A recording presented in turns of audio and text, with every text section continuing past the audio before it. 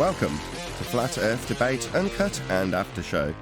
I'm your host Nathan Oakley, and if you are new to this channel, or you've not done so already, then be sure to subscribe, hit the bell notification icon and join button if you'd like to become a Nathan Oakley 1980 channel member and keep up to date with the Flat Earth Debate. If you would like to support the channel, there is a super chat that runs alongside each of these shows while they premiere, and there's also a PayPal, Patreon, crypto and thanks button in the info box below the video.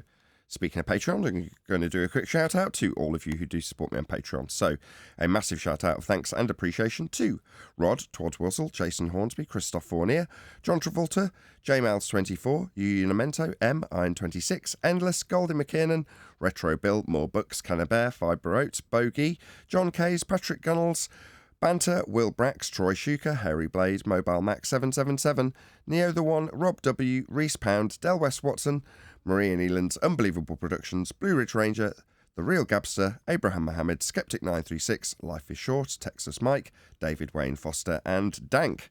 So another massive thank you to all of you for supporting me on Patreon. Now I will hand over to whoever is in Discord and Google so you can enjoy their dulcet tones while I set up for today's live show. They said, was it because you were fatigued? And you know what he said? He said, let's put everything in perspective. There's people that get up 6 o'clock in the morning and work 12-hour shifts. Those people are exhausted. I play basketball for money, and I respect that.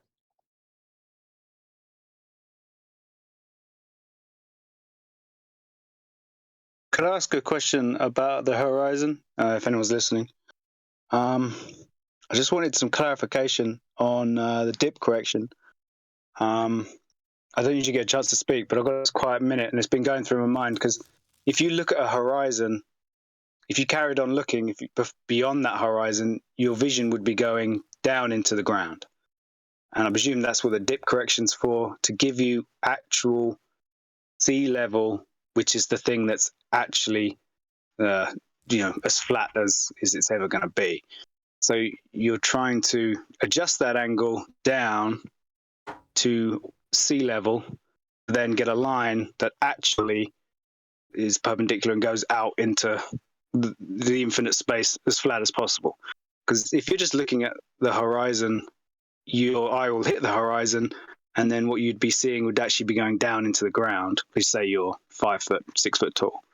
Is that the dip correction, because it's bringing it down to eye level, so it's actually the water level, and it's that water level that gives you your flat baseline? Until you asked the question, you were absolutely spot on.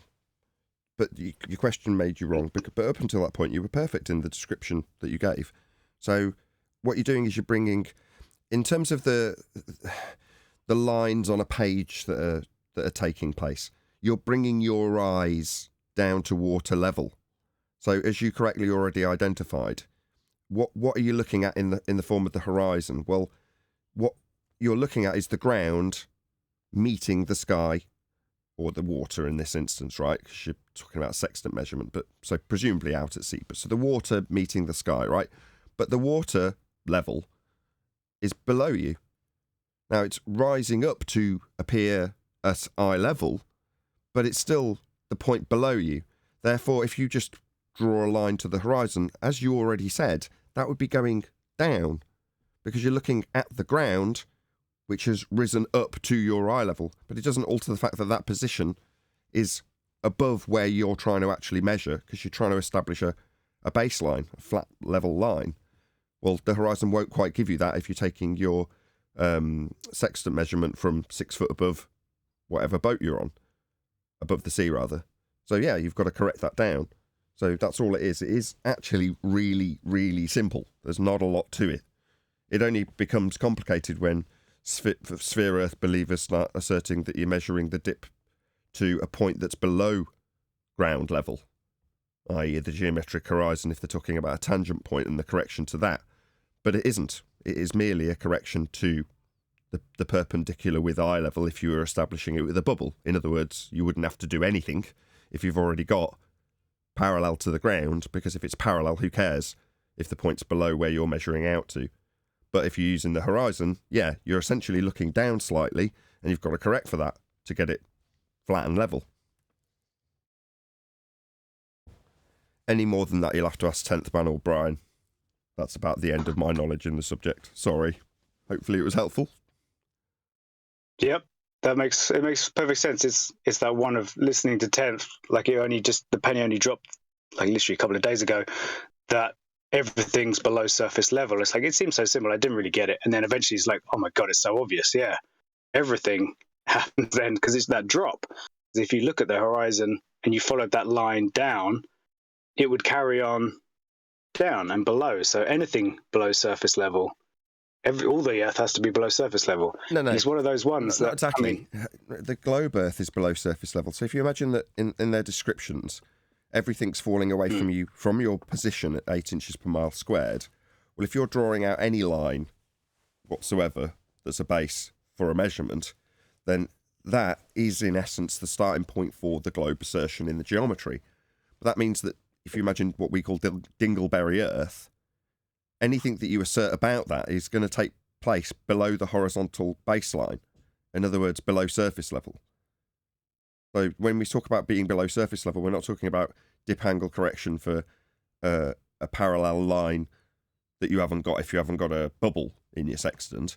We're talking about the geometric limitation claimed to be physical that in reality and in the maths takes place below the surface level. That's where the Dingleberry resides, right? Below the tangent plane. But that seems to be where they hijack it at that point. Like, that's they then hijack that as their proof of the globe. Like, oh, look, I'm looking down and it's falling away. Therefore, that little 6 foot, just the size of a man, looking down, seems to be all you need to create that 8 inches per mile squared. Right, but in reality, you're not looking down. They're not. The horizon. You know, the ground beneath your feet, in terms of how it represents to you as you look out towards the horizon, is it quite literally rises up. It encompasses your lower field of view. In other words, it reaches the midpoint of your eyes as you look out into the distance, which is to say that the ground has physically and literally risen up and incorporates everything below you. So the horizon, no matter how you will describe it, has risen up to your perceivable eye level. That's how it appears as you look at it.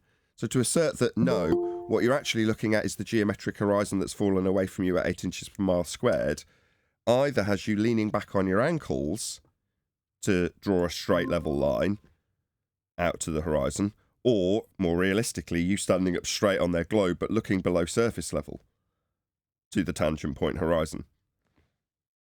Like I say, not how it represents in reality.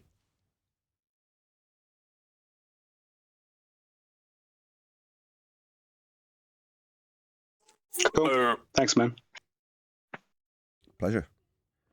Thank John and 10th and QE and everybody else who's done even the slightest bit of research. I am me. The only other one was Brian's one with the 3 navigable circles that were way bigger than the globe. I never heard much from that afterwards. That seemed like a really good argument, but it seemed like I couldn't get in my head, or how are these circles the sizes that are navigable? Like, how do you get to that point? And I can obviously didn't answer the question at the time, but I don't usually get to. So. That's all right. It's just an application of celestial navigation, but using a star that's very close to the horizon. So if you say, I don't know, have you ever seen Venus on the horizon, personally? Or any star for that matter on the horizon? Imagine that was a navigation star and you just drew out your sextant to that star and then drew an area of equal elevation. Well, the total, if you did it at the absolute minimum. Now, from memory, Brian didn't actually go out and say this star and that star. He just hypothetically said if you took the stars at their minimum right close to the horizon, the overall navigatable surface exceeds the total square kilometre or whatever you're going to measure it in area of the globe. So there's more surface area just with 2 navigable stars on either end of the horizon. That gives you more surface area, flat, all of it, than the globe has to offer. Oh, I see. I think, yeah, he might have used Polaris from the equator, which apparently is right near the horizon at that point. Right, and then a different star to give him his other extreme. I don't know, you'd have to ask him when he gets here, but I remember the point he was making. Yeah, it was good. Really good. Yeah, the main point was there's more surface area navigable, if that's the word, navigatable, than there is on a globe. You can't have that much area. Good morning. Yeah, Hello. globe too tiny. Yeah, it is. It's too small. Radio check. Hello, John.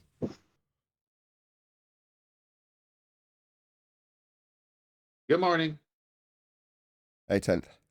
Hey guys. I got a video for you, unless someone else got something for you. Why do people think Earth is flat by Johnny Harris?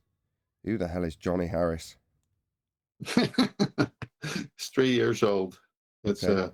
Oh, that's not going to be good though. 3 years old. no, there'll be a lot of nostalgia in this one.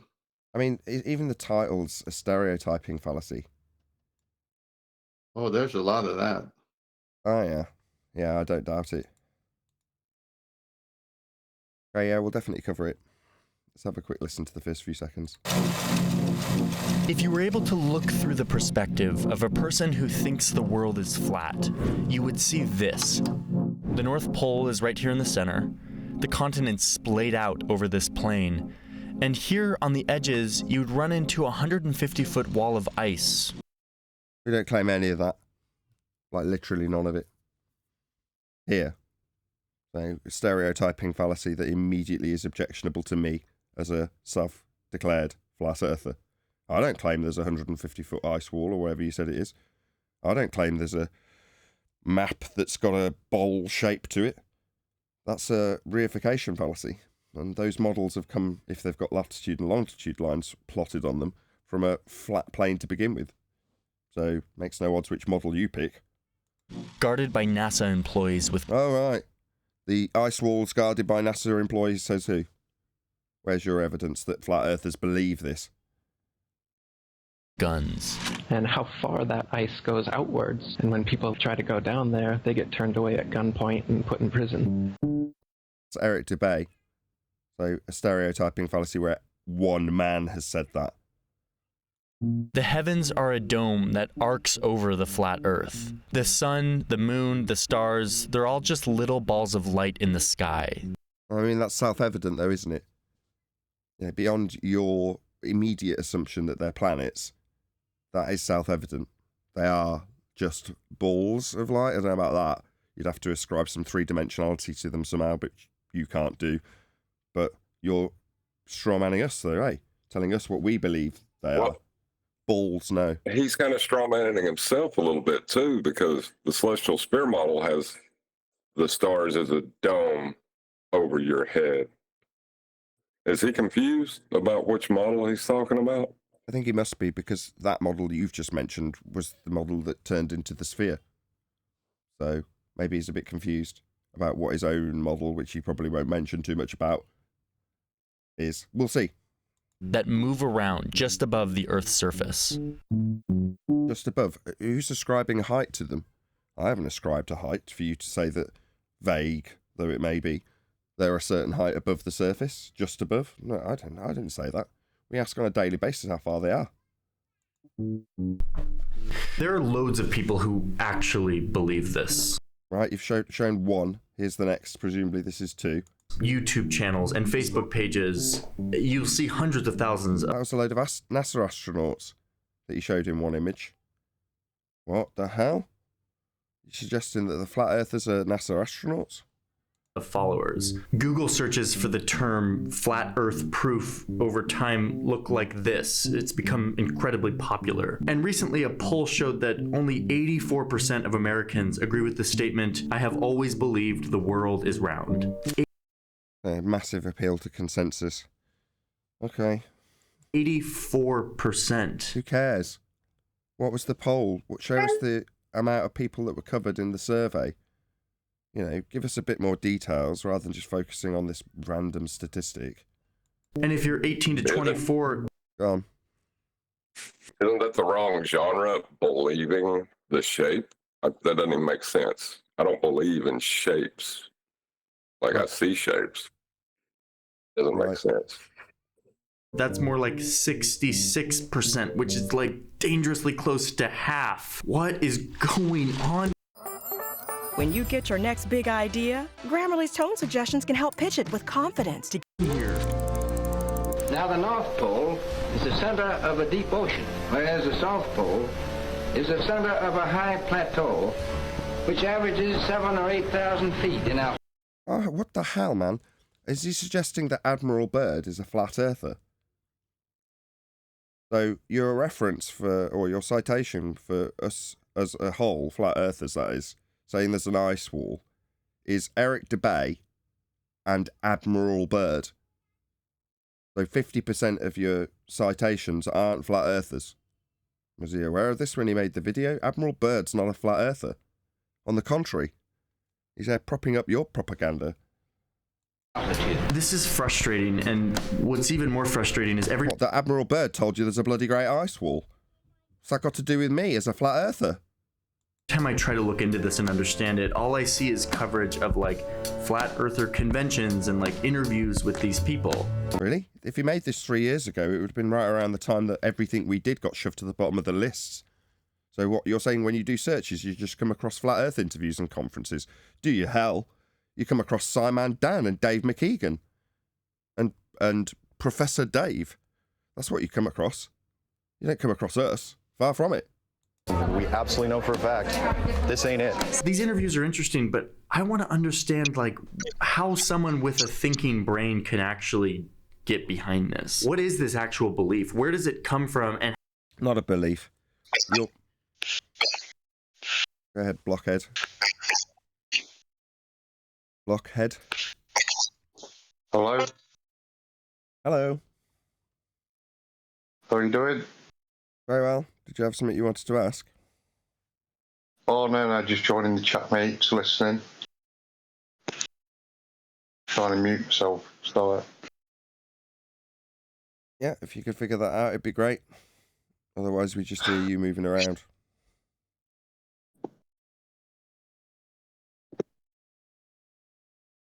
Can you pop yourself I'll still on mute him for now.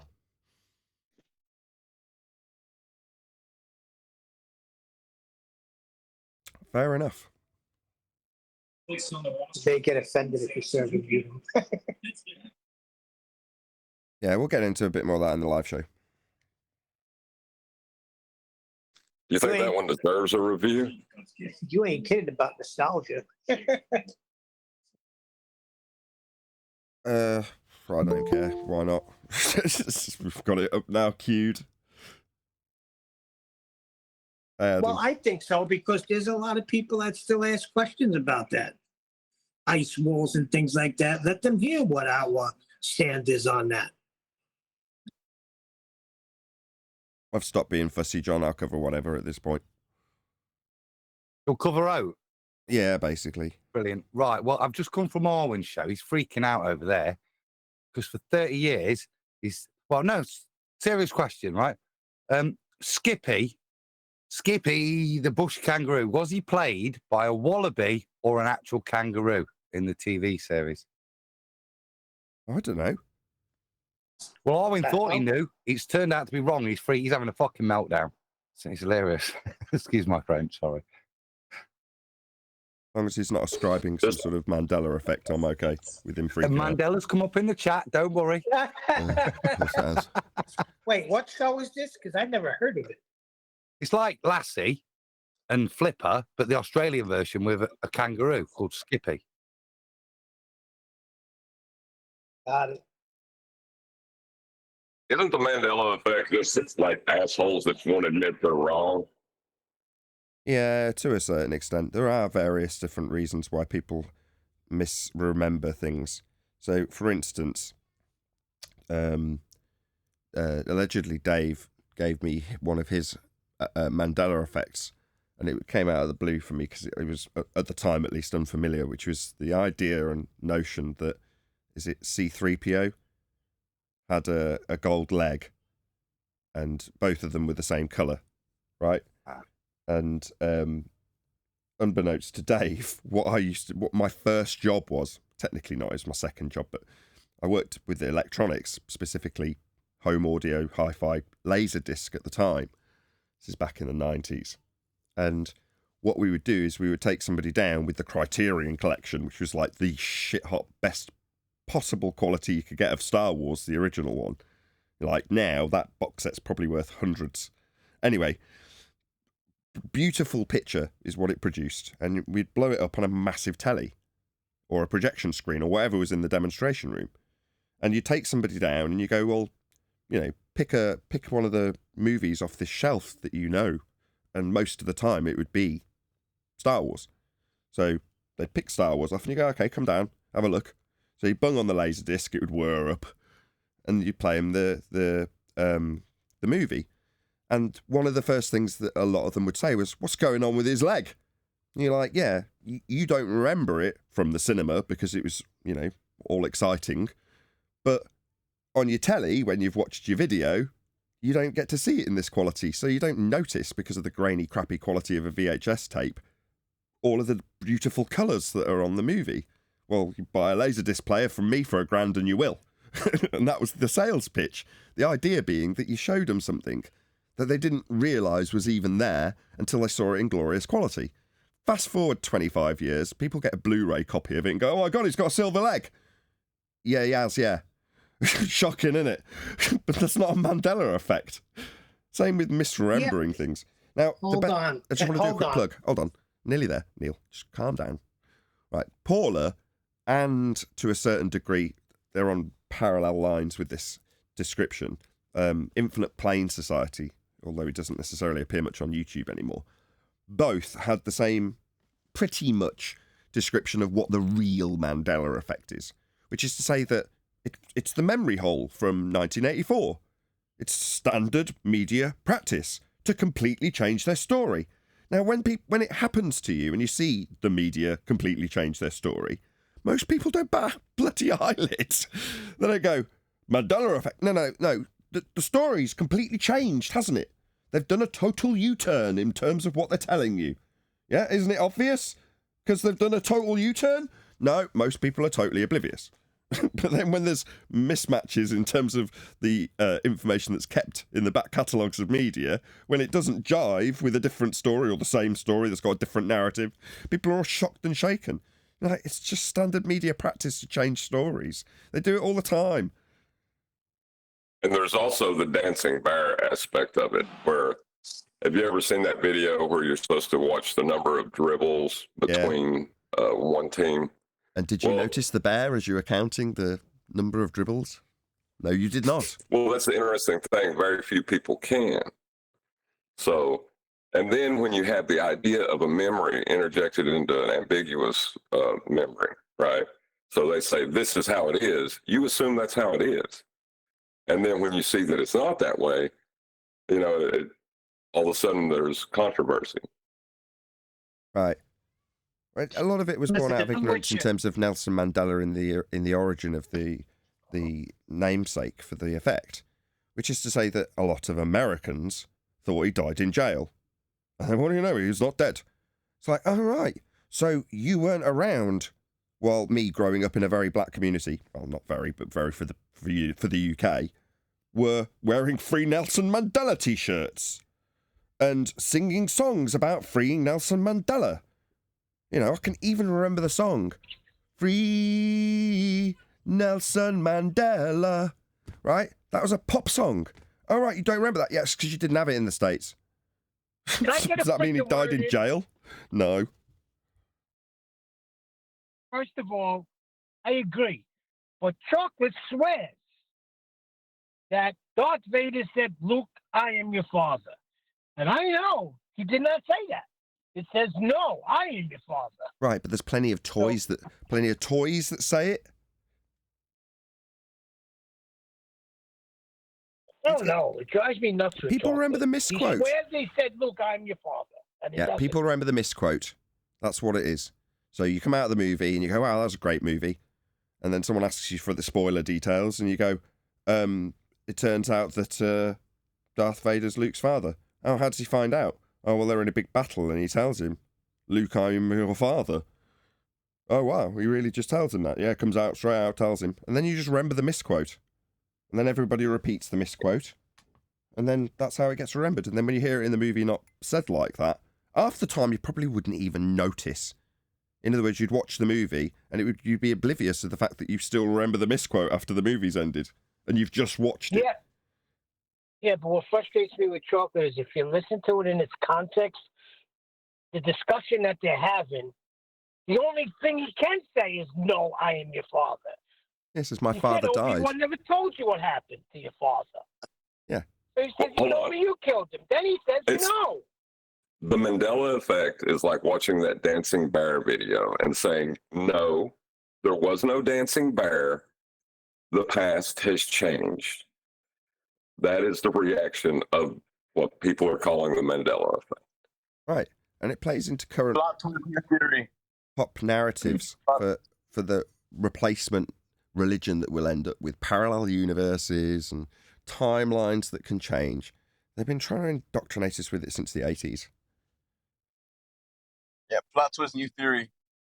The Mandela effect is just you dying from one reality going to another, and then all of a sudden finding out that you are now in a different reality. Yada yada yada.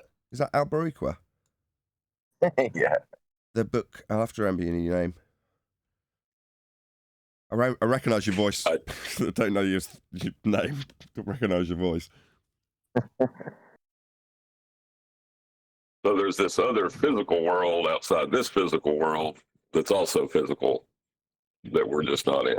Yeah, they were saying that LIGO made a wormhole and they're changing reality. Yeah, okay. Yeah, the problem is that Like you died I in the said- last reality. You're experiencing this reality, right? Yeah, I don't think most people are ready for flat Earth. They're still having trouble with reality. I think if everyone found out the Earth was flat tomorrow, there would be a large section of humanity that went to war with whoever created the Right. You need to trickle it into the newest generation. Yeah? Phase out the old rhetoric, phase in the new with a parallel universe. Parallel, might as well say flat, but they won't.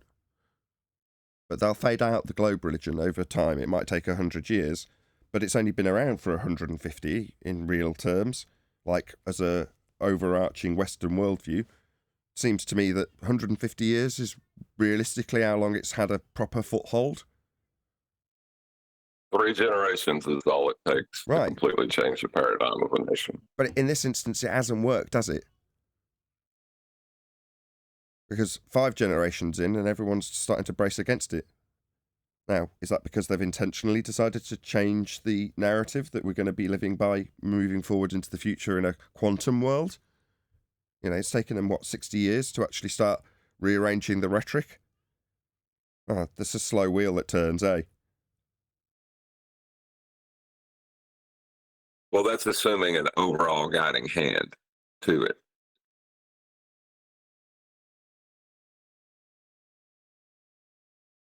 Yeah. Because that makes me think of a question where, like yesterday when he was watching Neil deGrasse Tyson, and I'm thinking, like, all the stuff he was saying, I'm thinking, like, obviously because he's a physicist, so where is that, like, is that where it's all laid out, fundamentally for everyone else to understand it? What, some guy who says he's dealing with physics? Yeah, astrophysics doesn't deal with the physical though when it's talking about lights in the sky, but the connotations when you hear the word physicist are that he's dealing with the physical. He ain't. But yeah, there's, if you like, that's where your stories come from, and from Dr. Becky's cohorts. So those are the people that disseminate this information. She just gets it via email and just puts it out on YouTube. That's her place in this, to disseminate the information that's on the graphs that have been developed by her colleagues.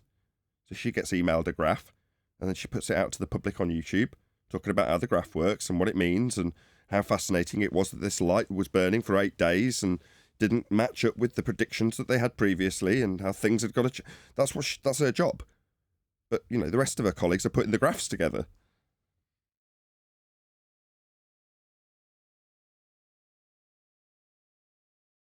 She is a graph communicator. In essence. She's there to get all excited about them looking at a light in the sky. And if she works really hard, one day they might let her name one. You're so optimistic. I really like that Becky lady. I like Becky too. I'm sure she's a wonderful human being. Sweets for Becky. Well, she just doesn't know how she's been deceived, right?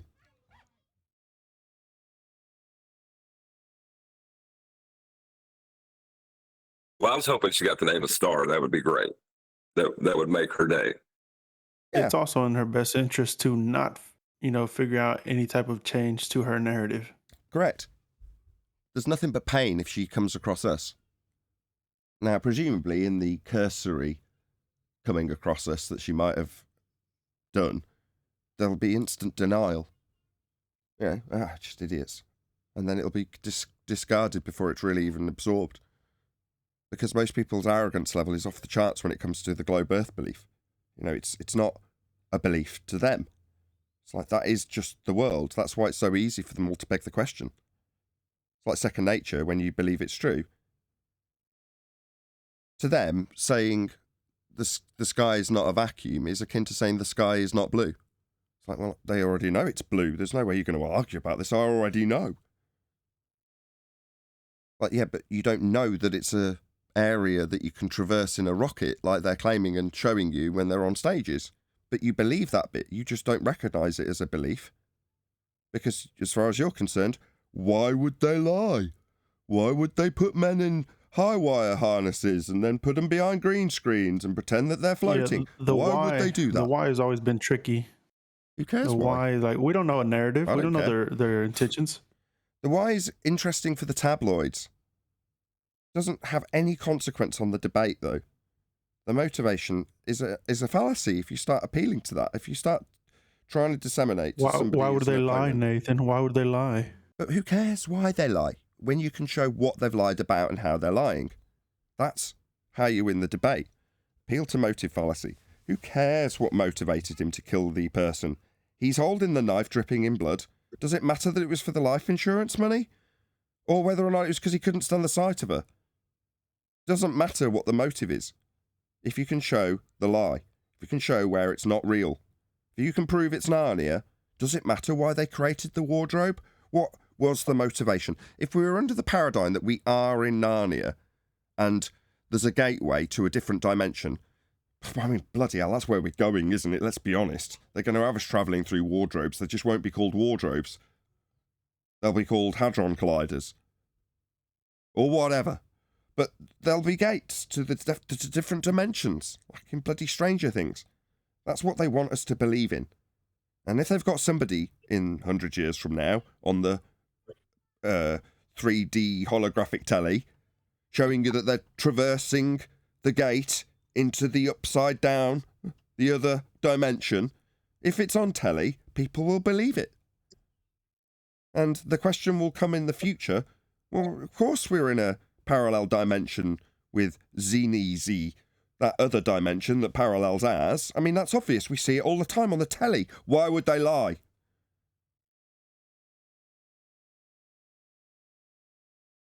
You think they might say, hang in there, we're in for a ride? They're pre-programming an entire generation with it currently. Oh, it's a wardrobe pun. I agree with that, Nathan. And it's been going on for a long time. Right. We were all softened up to it with time travel.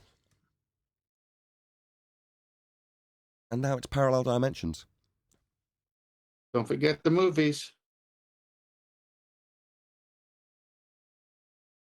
That's all we ever get it through. You get softened up to the notions because you get feedback from movies. They're the best programming method you've got because you can get feedback from the audience. Did you buy this story? How well did you suspend disbelief is the real question at the end of a screening. When they're showing you Interstellar before it's released at the cinema and they're about to re-edit it, what they want to know is, did the audience suspend disbelief? Did the audience believe that Superman really was flying around the globe, turning it the other way. If they bought it, then that works. And you see it all the time. You see what has worked on the audience. What have they suspended disbelief in the time period that they're programming them and brainwashing them? And then go and look at the propaganda from the government in the same exact format, i.e. film. The two are basically the same.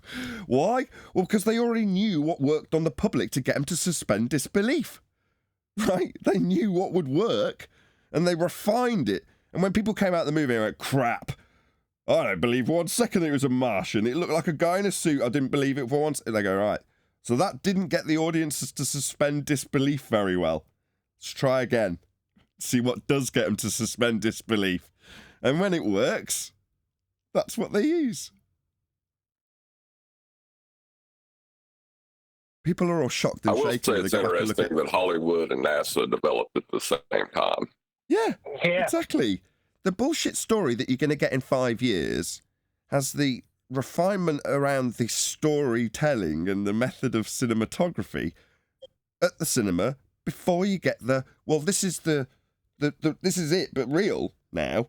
You go, oh God, it looks much more boring than it did when they take you out in Star Wars and are fighting with lasers. It's much more exciting than this. Look, they're just eating a microwave dinner. It's boring. But yeah, I buy it. Because they knew exactly how to get you to suspend disbelief before they got you there with the boring eating meals and floating around on high wire. Arthur C. Clarke.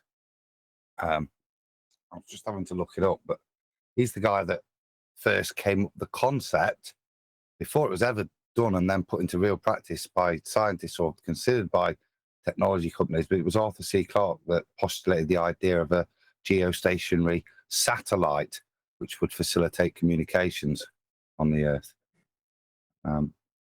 As you say, Nathan, a lot of this stuff is tried and tested in sci-fi first, and then happens. But it's interesting that the person that came up with that was a sci-fi writer, not a scientist, technologist, whatever.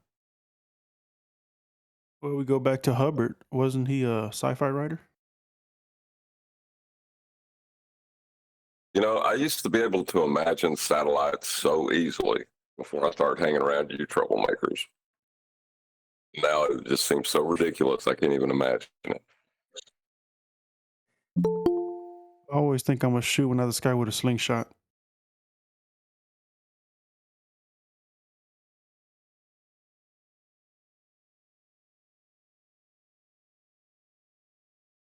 The more you think about it, John, the harder it is to keep those satellites up there, isn't it? Do you know Rob Ager is? Scouse film analyst. He was talking about Kubrick making 2001, and he had like writing authority over the novelization, which was being done by Arthur C. Clarke. So in essence, when Kubrick made the demands that aspects were changed, they had to be changed. In other words, Arthur C. Clarke became Kubrick's bitch during the making and production of 2001, so that the novel was written how Kubrick wanted Arthur C. Clarke to write it. To do with who sits higher in the lodge. I don't know about lodge positioning, but, you know, 2001 came out just before the moon landings, didn't it? You look at the cinematography of the time with the stop motion animation of the models that Kubrick used, and then you look at the moon landing stuff, even though it's third generation, filmed and then refilmed off a projection screen to make it nice and grainy, crapovision as NASA, as Dilly Gill terms it, you can see that it's the same techniques, identical, you know, they're the same.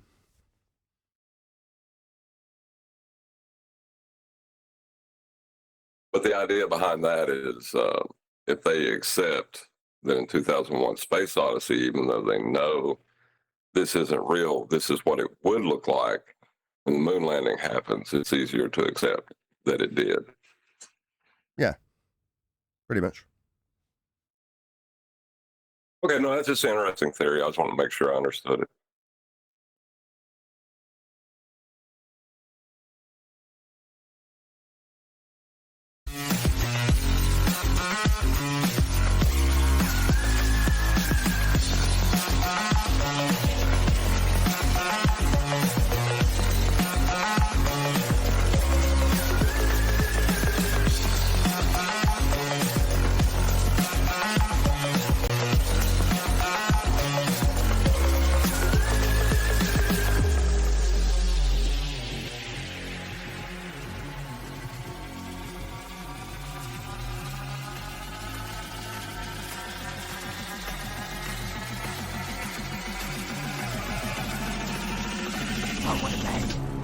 Welcome to Flat Earth Debate Live. I'm your host, Nathan Oakley, and if you are new to this channel, or you've not done so already, then be sure to subscribe, hit the bell notification icon, and join button if you'd like to become a Nathan Oakley 1980 channel member and keep up to date with the Flat Earth Debate. If you would like to support the channel, there is a super chat that runs alongside each of these shows while they are live, and there's also a PayPal, Patreon, crypto, and thanks button in the info box below the video. Most importantly, if you'd like to join the discussion, simply mute the page you are currently watching, then click the link in the info box below this video to join the panel and express your views on the nature of Earth. If you do join, please don't swear. If you do, you'll be ejected, and if you are, please don't try to rejoin the stream using sock accounts. You'll be warmly welcome back on the next stream. Please also share the show on social media. Sharing the show obviously increases the live audience, but this in turn increases the chances of a more diverse panel, so please share the show on Facebook and Twitter. Now, we are joined by Chocolate saying, trying to join. Oh no, I've accidentally not allowed him to join. Maybe we won't be joined by Chocolate saying. I'm really sorry, Chocolate. That was an accident on my part. I'm really sorry. We're also joined by Arwin, Adam Meakin, Neil, Refracted Curvature, 10th Man Rising, and a whole bunch of people in Discord. So welcome, one and all. Good morning. Good morning. Good morning. Good morning. Not the greatest start to the show. Hopefully, Chocolate, you can rejoin somehow. Press the wrong button on your Chocolate if you're listening. Completely my bad. Yeah. Any evidence of the distance of the sun? Brushing past the accidental booting of Chocolate. Skippy is not a wallaby. Yeah, Darwin. It's not. It's not. Not definitely not. No. I did it in the pre-show, Arwin. Nobody cares about Skippy. Any evidence of the distance to the sun? I'm going to need that for that. Hey, Chocolate managed to join. Yeah, I accidentally denied entry to your Chocolate, sorry. Morning, guys. Morning. All good? No problem. Any evidence of the R value, that's Earth radius? Prostitutes, hookers. Pearl, that is such a great Black movie. Everybody just like her. Everybody Fresh grown flowers. Can you go on mute, please? Ask one of the moderators is all over him. Okay, one of the commenters, I think he might have been in one of the members' video, I can't remember, but somebody was asking, they're like, I'm new to this. You keep mentioning that you've debunked R. What's the significance? Or what do you mean by it? I think he was just asking in general terms, or she. What do you mean by you've debunked R, and what's the relevance to the globe Earth claim? Now, underneath, somebody pointed out the modus tollens, which is a good start, to say to the person that the radius of Earth has been debunked based on the geometric claim of a hill getting in the way. Okay. But I'm hoping that you guys on the panel will help me in expanding on the relevance of R. Can't we go old school? So you've asked the first question, any evidence of the R value? I remember maybe if we can have a tacit acceptance that there is none, you could ask the rest of the housekeeping questions, and we'll show you why you need R for them all. Okay, any evidence of a physical geometric sphere edge horizon? You're going to need R for that. Any evidence of axial rotation? You are going to need R for that. Yeah, without an R, there is no axis. Right. Scientific evidence of gravity? That requires an R value. Does it? Yeah. Yes, it does. M1 and Einsteinian and M2 and Newtonian. In the nonsensical claim of the ISS, because it's further away from the center of that mass, its R value is greater. Yeah, but that doesn't automatically imply a radius. It just implies a distance to mass. Yeah, to the center of the mass, the center of a spherical mass. Yes, radius is absolutely required in G. Center of the mass, or just where the mass is? No, distance to the center of the mass. That's how. Yeah, you're going to need that, aren't you, to calculate what the supposed gravity would be based on the size of the ball. Remember, if you go to the moon, it's got a smaller R value, got a 6 of the gravity. Yeah, you are going to need R for that. The only one that you can Okay. nitpick, Arwin, if you want to get fussy about it, is the next one, which is any single viable hypothesis from any of the fields of astronomy, cosmology, or astrophysics. You are, in most likelihood, going to need R for that.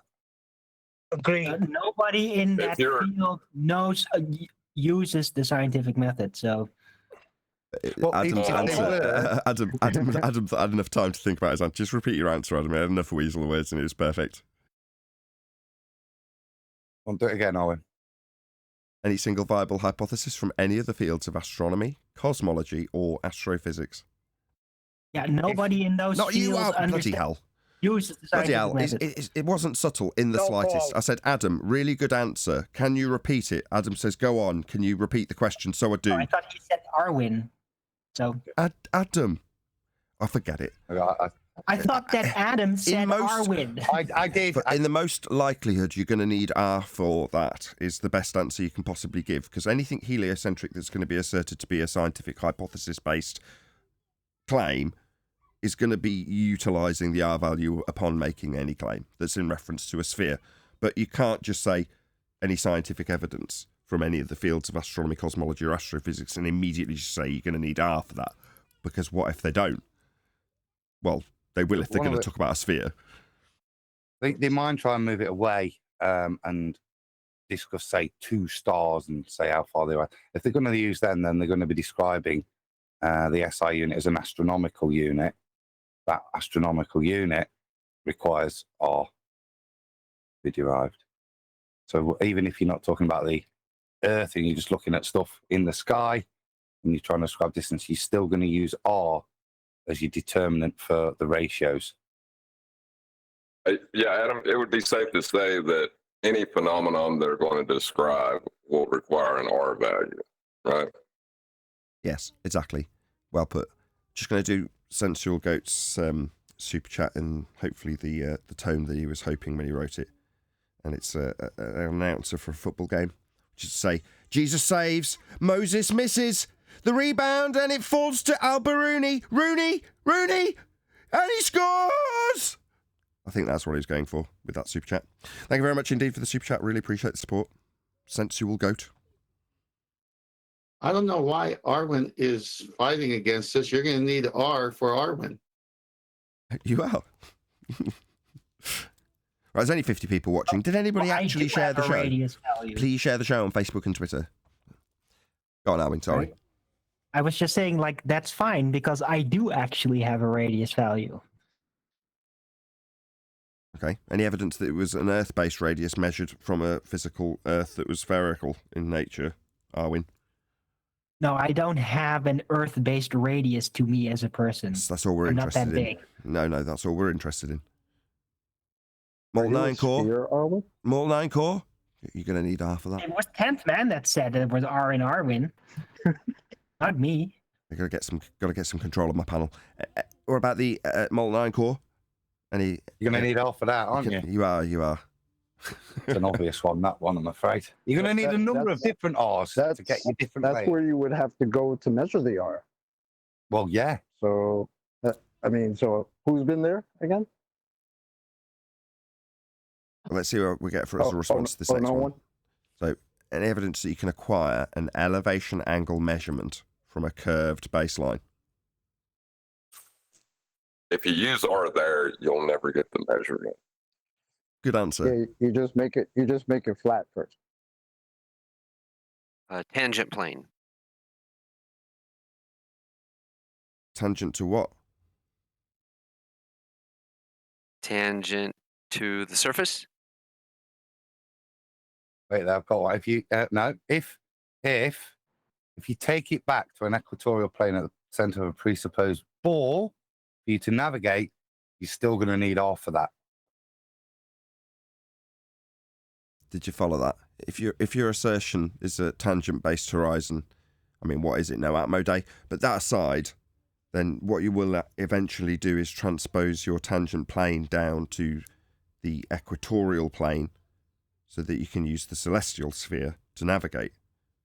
Therefore, the transposition from tangent plane to equatorial plane still has a necessity for a spherical R value. Not that it's required for the navigation process. You don't need to put your flat plane in the middle of a sphere where you're not standing so that you can wrap both a globe that you're not standing on anymore and the celestial sphere around it. I mean, that step's not necessary. But if you did, as you're inferring, then you're going to need R for that, I think is Adam's point. And for a tangent can only be drawn to an R value. He wouldn't say that, though. I was hoping to lead him there. I just was unsuccessful, John. So not a tangent plane, then? Well, no, because the differential, if you're doing dip correction, which is a tip that Brian's currently on, and rightly so, is the differential between two parallel planes. So that dip correction isn't tangent to a sphere. It's the correction between two parallel planes, eye level and surface level, if you will. So that isn't a tangent. Right. But that's how they're going to, when they say tangent plane, that's what they're talking about. If you were like standing on a ball, right? And you could draw a line of sight tangent to the edge of that ball, the circumference or the radius. Yes, I appreciate that, but that's one step along the process. If you're contextualizing it within celestial navigation, you've first got to acquire an elevation angle measurement. So if you're going to say, well, no, I'm going to acquire an angle with reciprocating zenith angles, well, that doesn't work in terms of the acquisition of the elevation angle in the first instance. Now, fair play, you can be a fundy and believe you're living on a sphere and transpose those angle measurements onto a sphere.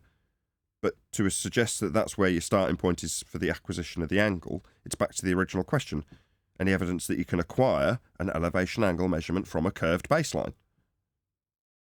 And the guy said tangent plane. But for you to have a tangent, you will need a radius value. So you're going to need R for that. Yeah, I'm with you, John. But to get a radius value, you need a flat surface to get the elevation angle from. Exactly. So step one, if you're going to get the radius value from the surface that we're going to claim that the ball is, then you're going to need a flat plane to get it. Right, Chocolate? No, if you're going to claim you're on a ball, sir. then you're going to claim a tangent to the horizon, which is, No. You missed what Chocolate's saying. If you're saying if you're going to claim you're on a ball, yeah, well, to claim you are on a ball, you first got to acquire your R value, and you're going to need a flat plane to do it, is Chocolate's point. Like before you claim you're on a ball, well, why are you claiming you're on a ball? Well, because you've got the measurements of the ball. Well, where have you got them from? Well, from measurements off a flat plane. Not necessarily. And round and round we go. I mean, not necessarily. That's true in Al Biruni's case. But we're not talking about actually the Earth at this point. We're just talking about if you were standing on a ball, like a big ball, right? Then that geometry would work. Drawing a line of sight to a tangent on that sphere, you could figure out the size of that sphere. That's what I was agreeing with. But to do that, you are going to need R. Correct. It would have to have an R value. But wouldn't that be non sequitur to the question? Because the question was about using a curved adjacent to get an elevation angle from. Yeah, they've segued onto the. Yeah, they've segued like the globers they're impersonating. They've segued past the question straight into their fundy belief that they're on a sphere as a starting point, which doesn't negate the question because the question's about acquiring an elevation angle from that ball you think you're on. Now you might say, "Oh, you'll need an R value." Well, yeah, that is still true, but let's just get an answer to the question. If you're going to start the process being on a ball, how do you acquire an elevation angle then? But you can't. That's why the initial statement was R would be detrimental to that process. But no, the response was tangent plane. Yeah, because you can't answer the question because the question's too well formulated to give anything but an answer that you can't. So the only way out of it was to go straight to a tangent, and then you can waffle for ages, can't you? But like I said, ultimately, even with that waffle in this case, you are going to need R for that. Define tangent plane versus tangent line. please. It's the plane you're creating from your assumption that what you're angling to is the leading edge of the sphere. Well, if you're doing a tangent plane, you are at that observer. As that observer, your feet is at the highest point of that ball. Not really, because I've got to recognise that tangent plane I'm creating has got nothing to do with the surface. No, it does. It does have something to do with the surface. Hold on. That's not correct. Hold on, Neil. No, I failed as a baller there. I'm sorry. It does have something to do with the surface. You can deny it, which is what they do, and you've done an excellent job of denying that your claim about the surface and being a ball shape has nothing to do with the surface. That was excellent. However, it does claim to have a point with tangency that exists below surface level.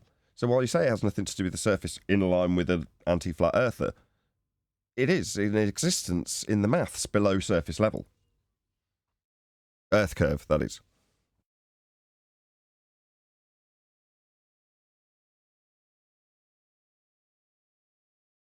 Now that we've done all the different ways you can bash your head in with a shovel arguing against this, can we move on? I think so. Have we done them all? Have we done all the housekeepings? Well, we haven't done any evidence you can have gas pressure without a container. Yes. Yeah. There's no evidence. And we have to answer that guy. Yeah, but you got to explain to the person now, after we answered all these housekeeping questions, why? Because they're still not going to get it. Well, that was. I thought that was what we demonstrated. That was the sentiment in the They're pre-show, not going to wasn't get it? it. The appeal to motive fallacy, which is to say, if you can show a second law of thermodynamics violation taking place when they claim there's a sky vacuum, and your opponent turns around to you and says, "Why would they lie?" You're perfectly within your rights to say, "Couldn't give a crap. Makes no difference. The sky's not a vacuum." What's that? You now concern yourself with the people that you once believed and now are questioning. Go question them. Ask me about their motivation in lying to you. What, you recognise they've lied to you then? Now that you recognise the sky's not a vacuum. Don't ask me why they've lied. I don't give a toss. I don't watch NASA. You think I'm concerning myself with why they're lying to you? No, they're lying to you. Go ask them if you're so concerned about it. And do you know what they'll tell you? No. They'll tell you, "No, space is real." They'll lie to your face. Now, carry on going to them and appealing to them so they can keep lying to your face. That's bashing your head against a wall. Dealing with narcissists. Just put as much distance you can between you and them. Then they can't lie to you anymore, right? No, I was just hoping you'd wrap it up and say, basically, you're going to need an R for every single one of the housekeeping questions. And Earth is not a sphere. There is no demonstrated R anywhere, ever. What we're doing? With the gas pressure one, even if there was an R, you would still need a container. It's a bit like any evidence from the fields of astronomy, cosmology, or astrophysics in the respect that their subsequent response will require R, because they're going to talk about atmosphere, sphere-shaped air arbitrarily taking a sphere-shaped value, even though it's got no container. That's it. I think Neil deGrasse Tyson did the effect of gravity causing a decay on the orbit of gas molecules exhibiting gas behavior. And for that to occur, you're going to need an R value. Yeah, my younger brother Joseph, he even said it. What do you mean by R? I don't understand. What's R? So it is a dilemma for the common folk out there. Well, it's their R that they should know, because the common folk out there think they live on the globe that necessitates R, and they don't know what it is. So this is exactly how they want the populace to be. But I have a question. You know it's pseudoscience because they go against natural law. Yeah, the sky vacuum is a violation of natural law. If the sky was a vacuum, then the gas we breathe would fill the space. So this is a real good way of conveying this whole concept of science and pseudoscience. Is saying, they're telling us we're on a ball with an atmosphere, oxymoron, etc. And said, but science has to be validated, right? Yeah, science is validated. I believe in science. Great. Well, if you're going to violate natural law, and say you have science, and that is pseudoscience because you just violated natural law to have your opinion on this thing. And that's all it is. It's got to fall in line with but natural natural law. laws don't really go under the scientific method, so it wouldn't be pseudoscience. It would just be fake news. No, I'm not saying. I'm not saying that natural law is the science. It's the buffer for all science. You can't be saying things that natural law debunks and call what you're saying science. Oh, okay, yeah. But yeah, but I think the reason you can't call it science isn't because it's trying to demonstrate in opposition to natural law. The reason you won't call it science is because you observe these things and look at what underpins the claim. It isn't the scientific method. There's no empiricism. There's no experiment to support it, to make it science. And then it's that, when it's claimed to be science, that makes it pseudoscience. Correct. But the point that you're going to say entropy no longer exists so I can have my ball and gas pressure next to a vacuum, you're already in trouble. Sure. But I think there's an overarching point, which is to say that there's a mechanism that's utilized when it comes to natural law where they relabel it. They call it scientific law. And that's very deliberate. The reason they call it scientific law is because the laws of nature are just descriptions. And if you can strap on the notion of those descriptions being scientific, then when you offer a description of a light in the sky and give it a cause, it'll seem like it's perfectly justified or valid because it's the same as the things that occur always in the form of natural law. Well, if that's called scientific law now, then that's science, isn't it? Well, it occurs always. It's empirical. It's definitely always going to happen. We're always going to have gas dispersing into availability of volume. It's a natural law. It's science. No, it isn't. As Adam just said, it hasn't gone through the method. But when you call it science, you can then call other descriptions that you make up science as well, and less people will notice.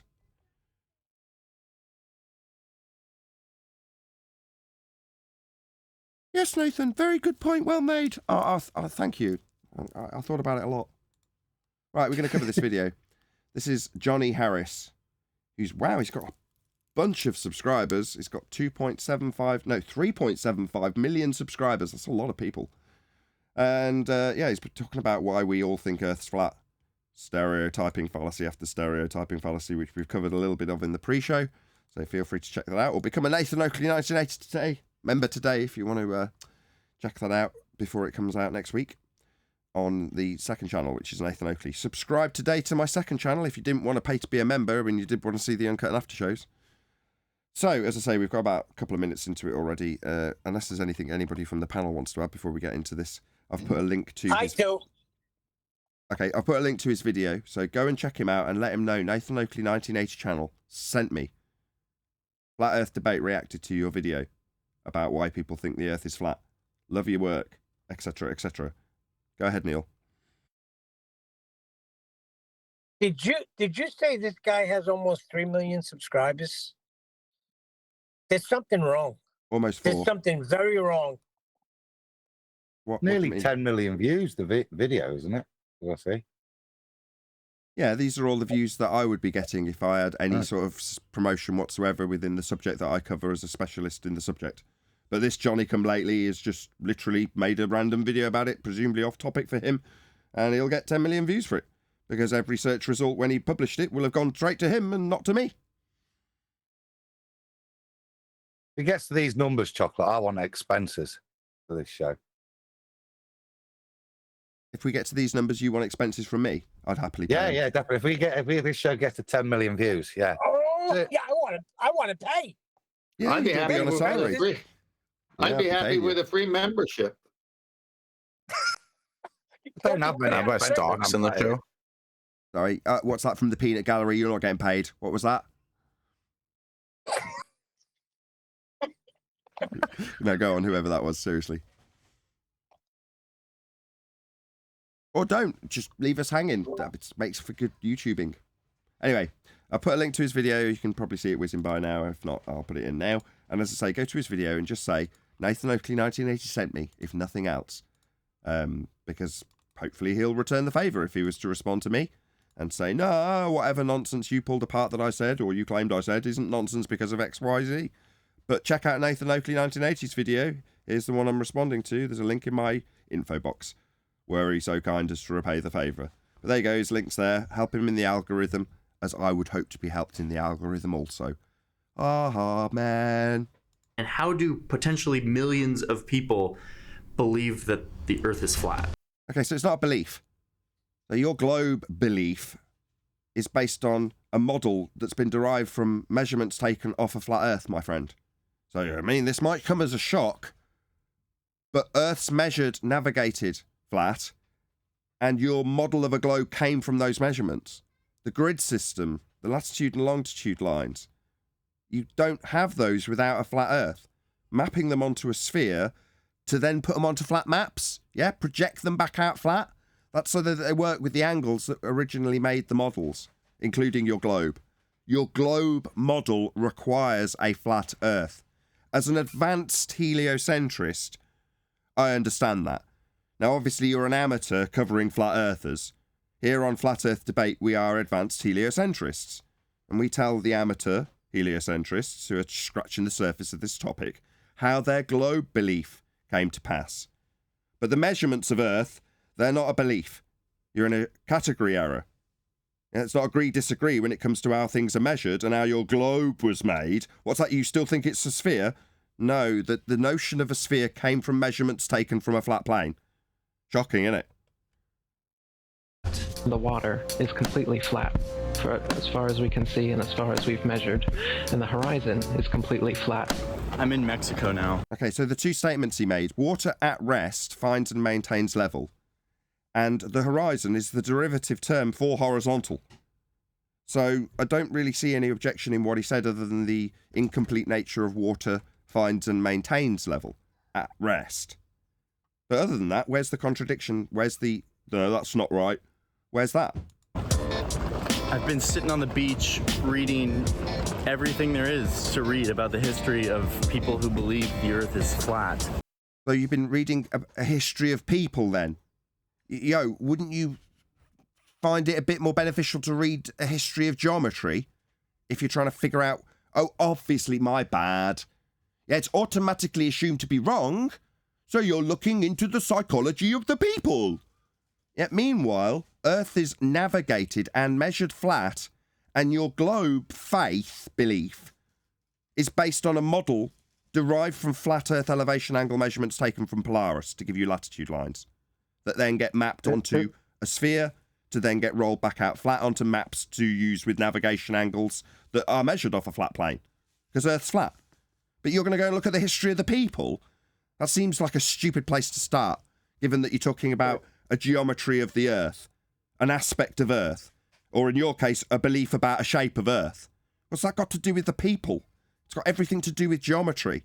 But hold on. Look how he described it, right? He was talking about the horizon, right?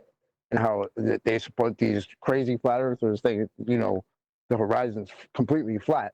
But yet he's now at the beach reading about flat earthers, except instead of actually looking at the damn horizon that's in front of him at the beach, that's flat. This guy like some type of a psycho. Yeah, it's just he's putting the edit. It's in the background, and you can see it's flat. But then he says what he says. That's what I'm saying. No, now he's at the beach. Like, that's the worst place you could possibly be to try to have this argument. Are you serious? Anyway, I'm sorry. Well, that's the only place he can start because, I mean, he can't start with measuring it because then he would prove Earth is flat. So he has to start with something obscure. And there's one thing that I just had to try for myself. Oh, he's going to do something practical. This should be good. This is a simple experiment that aims. Oh, God.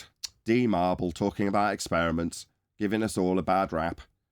Everybody can conduct to determine definitely that the Earth is flat. Grab a spirit level and take. No, you don't need to grab a spirit level. The principle of a spirit level in and of itself would demonstrate that water is used to establish levels. That's the name of the tool. Now, regardless of what D-Marble says next, the measurements that are used to map the globe are taken from a flat plane. It's the end of the argument. Now, don't get me wrong, this is probably taken from a pre-sextant / elevation angle argument / even Black Swan, potentially, because this is 3 years old. Well, the Black Swan argument came out 1st Jan 2020, so there's a good chance that D-Marble didn't know that. And I'm not knocking him either. I am. Because he called it an experiment, and that was definitely pre-2020. But Daryl, you should be paying more attention. No, I'm only joking. Take it on the plane with you. 117. Found this hardware store. Bought myself a level. Gracias, amigo. Right, that's a principle, though. Why have you got a tool that's available in any shop in any part of the world that establishes with a water bubble that you've got a level, horizontal? Yeah, that's a principle in geometry, though, isn't it? That's why you've got tools for it. You know, if you applied the geometric principle that allowed you to have this tool in the shop in the first place, you wouldn't be needing to put the application of the tool to the Earth, because one of the principles used for Earth to be claimed to be a sphere or flat is that we have level. And there's the tool in your hand proving it. So this is totally redundant. One of the stranger things you've ever done. And I'm bringing it with me on the airplane. I'm going to do some of this empirical science myself. Oh, right, Dumbo. Glad you said it. Empirical science would be the establishment of cause and effect by way of systematic experimentation based on a hypothesis. If you are to fly on a non-rotating Earth, please explain what kind of experience will a pilot really have. The logic goes that if the Earth is round and I'm flying thousands of miles, which I'm about to do, then the airplane will have to be tipped a little bit the whole time in order to make it around the curvature of the Earth. Adam, knock yourself out. Please share the show on Facebook and Twitter. Yeah, I assume this was where he's going to go, even though it's with D-Marble, and this is a valid point. I'm not sure how you demonstrate it with the spirit level so much, but it's about reorientating yourself if you claim you're on a ball. So it's not just a matter of dealing with altitude. It's a matter that plane uses gyroscopes to maintain a straight line vector, which is how it will fly. As it traverses the ball, the orientation of down from the initial vector path changes with respect to the curvature. So a 0.09 degree change for every kilometer that's traversed. Now, you need Brian for this bit. This would have massive impacts because the direction of down is changing, but the plane is flying in a straight line vector. So there's two ways of looking at it. Either the plane would fall out of the sky because of aerodynamics, or reality, you'd feel like you're tilting further and further and further back in your seat, and because down is changing direction. This is the point I think D-Marble's, or that's being exemplified here. In most cases, they'll just tend to deal with altitude, but that's, I assume, what he's going to try and poo-poo. It'll be interesting to see how he negates this reality of traversing over a ball. Okay, we'll see where it goes with it. Shout out to Uncle Ben. He says, oi, oi, with a smiley. Thank you for the super chat. Really appreciate the support. The plane should be constantly dipping its nose forward in order to compensate for the curvature. Show me some planes doing this. I would be able to see the tilt of the airplane if I put my newly purchased level on the tray table in front of me. I'm going to take my spirit level onto the plane. If my tool shows me that the plane is totally level, that's proof that the Earth is flat. Let's go see what happens. That's working under the assumption the tray table is perfectly level. Yes, this is garbage. Tray tables on, aren't they? Meanwhile, we made the maps and models by way of acquisition of elevation angle measurements off a flat plane. The equatorial plane is still used with the celestial sphere, which is not a globe we're standing on. And if you want to claim that you're standing on a globe, you're going to transpose down that plane to the centre of a globe that you're no longer standing on if you're navigating. So you use a flat plane. Further to that, the reason they've got that tool is because Earth is surveyed and built on flat. So I don't see the point in this. Yeah, Nathan, not only is the equatorial plane used there, but it's used in alt-az, altitude and azimuth, which is the sextant way, the horizontal coordinate system. And it's also used with the equatorial mount telescope, where they use the sky as the map and instead of the Earth, which is the alt-az. So, which is observer dependent, whereas the equatorial mount is based on the equatorial plane. So everything they use is the equatorial plane. Shout out to Iron26, who's just gifted 5 memberships. So I think they've all immediately been snapped up. Elvis Kavovic, Celeb Ruckus, Flatten the Curve, Do You Not See, and Tom. Welcome to Nathan Oakley 1980 membership. Check out my video on Veritasium that's going to be released over the weekend. It's already available to members.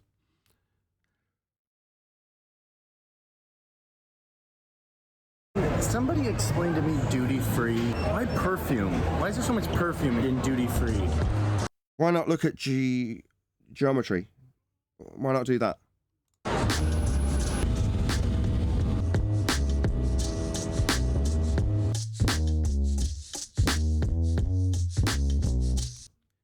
I still don't get this labouring the point of this. You see validity in this, Adam? I didn't get quite. I'm not seeing I heard a decent beat in there. Maybe he's trying to get people to write some lyrics. Just let it play out. All I would say is skip back 5 seconds to the plane taking off and look through the window and see how curved that flat runway is.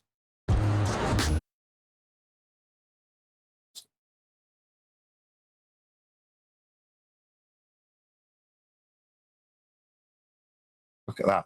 Look at that curvature. I don't like curvature. What, 100 feet. Look, through the window. Can you see? It's not straight. It's... Now, that might be used later on. That's all I'm saying. I just wanted it noted that you can see the bend, even though we're at a funny angle in the lens and the window.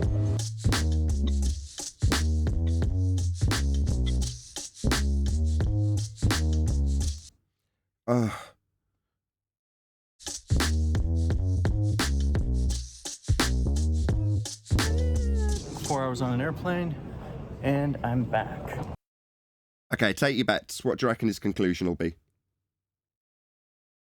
Well, he's never going to see the aeroplane tilt forward, which hopefully would be what he's looking for. Airplanes don't fly like that, so I'm not sure what his conclusion can be. How he's going to... I got it. Go on. It's going to be, since the tray table appeared to be level the entire flight, and level is conforming to the curvature of sea level, therefore the Earth was following level. So he's going to. So we've got one vote for. He's going to make a gravitational assertion that is always perpendicular to the center of gravity. Is that correct? That's your vote, John? Well, I don't know if he'll go that far, but he's going to assert that it was conforming. Yeah. Okay. Yeah. Okay. I'll accept that. A less complex version of what I said from you. Okay, fine. Anybody? Oh, somebody at my door. Yeah. Can you talk amongst yourselves for 2 minutes? Yeah, I'll address that. If he does raise that point, and then he's invoking that, fair enough, the spirit level does that. I didn't take a spirit level. I took an accelerometer to take those readings. And more importantly, the pilot uses another tool called a gyroscope to set his artificial horizon so he knows, and that stays the same. There can't be a claim that as we traverse the ball, the gyroscope gets realigned by gravity, because that is in contradiction to the way in which the gyroscope is supposed to sit in free space. So it would oppose that. And that would be my rebuttal to him if his whole proof is that because he's using water, it just means it's equidistant from the center of a ball and it's realigning itself. So it's just non-noticeable. It was so small. It wouldn't be mine. It wouldn't be mine. Number one, it's a stupid damn beat.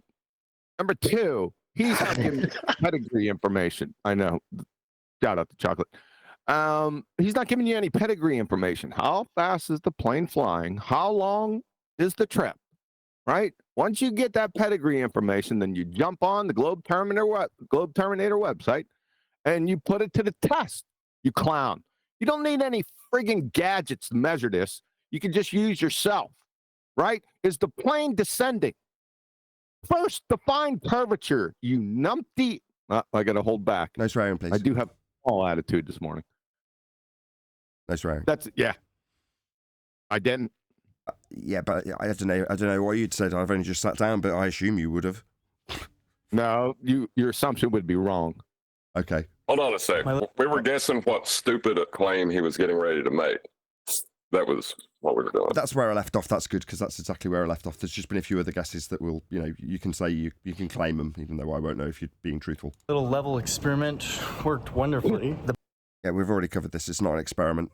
Might as well clarify for him again in case he responds. And if he does, I would hope that he would put a link to my video, like I'm putting a link to him, helping him algorithmically, even though you're eating my lunch in regards to these views that you've got on the subject that we cover as a specialist subject. But nevertheless, I'm going to share your link with everybody in my chat and encourage them to leave a nice comment that includes the fact that Nathan Oakley 1980 sent me to Johnny Harris in regards to why people think the world is flat, as per the title of his video. And, should he respond, hopefully he'd do the same for me. Right. So where were we? It's not an experiment. Let's let you know, though, Johnny, what an experiment actually is. So an experiment is the actualization of a hypothesis. And a hypothesis is a suppositional statement that establishes the cause, which you will vary to prove it is actually causing something, of an effect that you've observed in nature. Now, a hypothesis also has a null, which is to say that your presumed cause won't cause the effect, and that's what offers its empirical nature. You said the word empiricism earlier, and we didn't really cover it. The method, science, has empiricism because in the hypothesis, which is actualized by experiment, you have both a null and an alternative. The alternative is to say that you vary your presumed cause and it does cause the effect, and the null is you vary your presumed cause and it doesn't cause the effect. The two are mutually exclusive. Both can't simultaneously be true. Therefore, when you vary your presumed cause of an effect, if it causes it, you invalidate the null, and if you don't cause it, you invalidate the alternative. So there's an empirical outcome to the method of science when you perform a, quote, experiment. This isn't that. Yeah? This is a clown show. And now what I did catch from QE was there was no legacy information. Now we might get that, it might be forthcoming, we don't know, but I'm going to assume it's not going to. And QE's bang on. He typically has never been wrong yet. Let's just see. The bubble stayed nice and center. Turns out the plane was not dipping its nose in order to make it around the Earth. This is explained by the basics of gravity. Yeah, because the Earth's flat. So, Gravity. Sorry, wait. I got it. You're right. Okay, yes, John, you called it. Why the hell did you do it then, Dumbo? Did you need to get on a plane or even buy a spirit level if you're going to say that the outcome is that gravity's pulling it to the centre? Like, how did gravity do that when it's not a force? Shout out to Godzilla37, who says, just scroll back down. Or not, let's just click on it. I think that works too. Yes, it does. The real question was, is Skippy a kangaroo, a wallaby, or a brand of peanut butter? Answer in a jiffy. We don't have Jiffy here. I know what it is. It's peanut butter in America, but we have Sunpat. Jiffy doesn't mean anything to me as a Brit. But thank you for the super chat, Godzilla. Really appreciate the support. That's why Britain is the empire. Hey, can I add something about the tray table nonsense? I think that literally this might be my opinion, but the existence of the tray table concept in airline flight itself debunks the notion that planes are following some type of curvature, right? These tray tables are made to be in their upright position on takeoff and in landing. The only time they're told that people are given permission to take these things down is when the plane has leveled off. Now, that wouldn't work with people being served hot coffee and all types of liquids and stuff on the plane if the plane simultaneously has to navigate curvature. Just the existence that we do things like this, like serve hot coffee on a tray table on a plane that's supposed to be negotiating curvature, it's ridiculous. It does not exist. Just to me, just that concept right there debunks the notion we're on a globe. How many times have I told people, don't worry about taking a level, just order Sprite or some liquid through the see-through plastic cups. And when they go to level flight, see how it looks. And it's always level. Hot coffee. Sure. Well, that burns. The thing that's objectionable so far is that he's postulated that in order to negotiate a sphere, you'd have to dip the nose around it. Now, in terms of the physics of what would occur with the plane as it traverses a spherical surface, it would, as he declared at the start of this experiment, have to dip the nose around a sphere. That's what he declared. Now, when it doesn't... That was his hypothesis, wasn't it? Right. At the beginning. And this was my objection. He says, I'm going to do this, and it's a sphere if outcome is this. It never dips down. Yeah? And if it's flat, if it never dips down. If it has to dip down constantly, then it's a sphere. Then he does it and goes, look, it didn't dip down, and that's because it's a sphere because of gravity and physics. Appears to be that's naughty, that is. Well, it is naughty, but as you said, what's the point in doing it? It's naughty, it's retarded. Oh, yeah. He answered his own question because it's not a sphere. Simple. Didn't ask the question. Go on. D. Rose And did. dip down. Oh, I'm sorry. Go ahead. D. Rose, not D. Rose, D. Marble made the statement, and he was supposedly testing it in this cluster screw claimed experiment. But when he got the results that D. Marble suggested he would get, now he's invoking gravity. Correct. Which is why when you nipped away, Nathan, my rebuttal would be that the gyroscope in the plane, that isn't. He might try and invoke equidistance from the center of ball for the water behavior, but that is not disproven by the gyroscope, which is what the pilot's using to maintain straight and level flight. That doesn't change, and he doesn't adjust it for a realignment of gravity. Right. He's got about 5 degrees up in his artificial horizon. Exactly. That should be changing as he traverses because the gyroscope's fixed in free space. Right, no problem. But what we don't know, and we can't condemn him now because we don't know what's coming up. He's just, he's only just done his opener. That this is explained by the basics of gravity and physics. Full stop. Okay. So he's going to explain it now, isn't he? He's going to tell us exactly what gravity is and how it completely just does away with his original assertion that he went in with the level 4. I mean, he didn't need to do any of it. He could have just said, no, I already know what's going to happen because gravity, and here's how it works. But he's choosing to do that afterwards. So he's going to tell us how that's working now, I assume. And physics. This video is not a debunk of flat Earth theory. Right, what's going on? What happened to just being told about what gravity is? Oh, sorry, it's debunked by the gravity. We're going to need to know what that is. Not tell us how this isn't a video that's debunking flat Earth theory, because you don't know what theory is. Yeah, theory, if you've just mentioned experiment, which you absolutely bloody well have, would come after the experiment. So you seem to have the order right. After the experiment comes the theory. Yeah, you didn't do an experiment. But if you had, that's when you'd get your theory after your empirical outcome. But what's that? The outcome that you had in your bastardized nonsense of a hypothesis was that you'd have to dip the nose down and you didn't, therefore gravity. All right, is that how science works? I predict it will work like this, and when it doesn't, I'll invoke something that I don't detail. That was never mentioned up until now.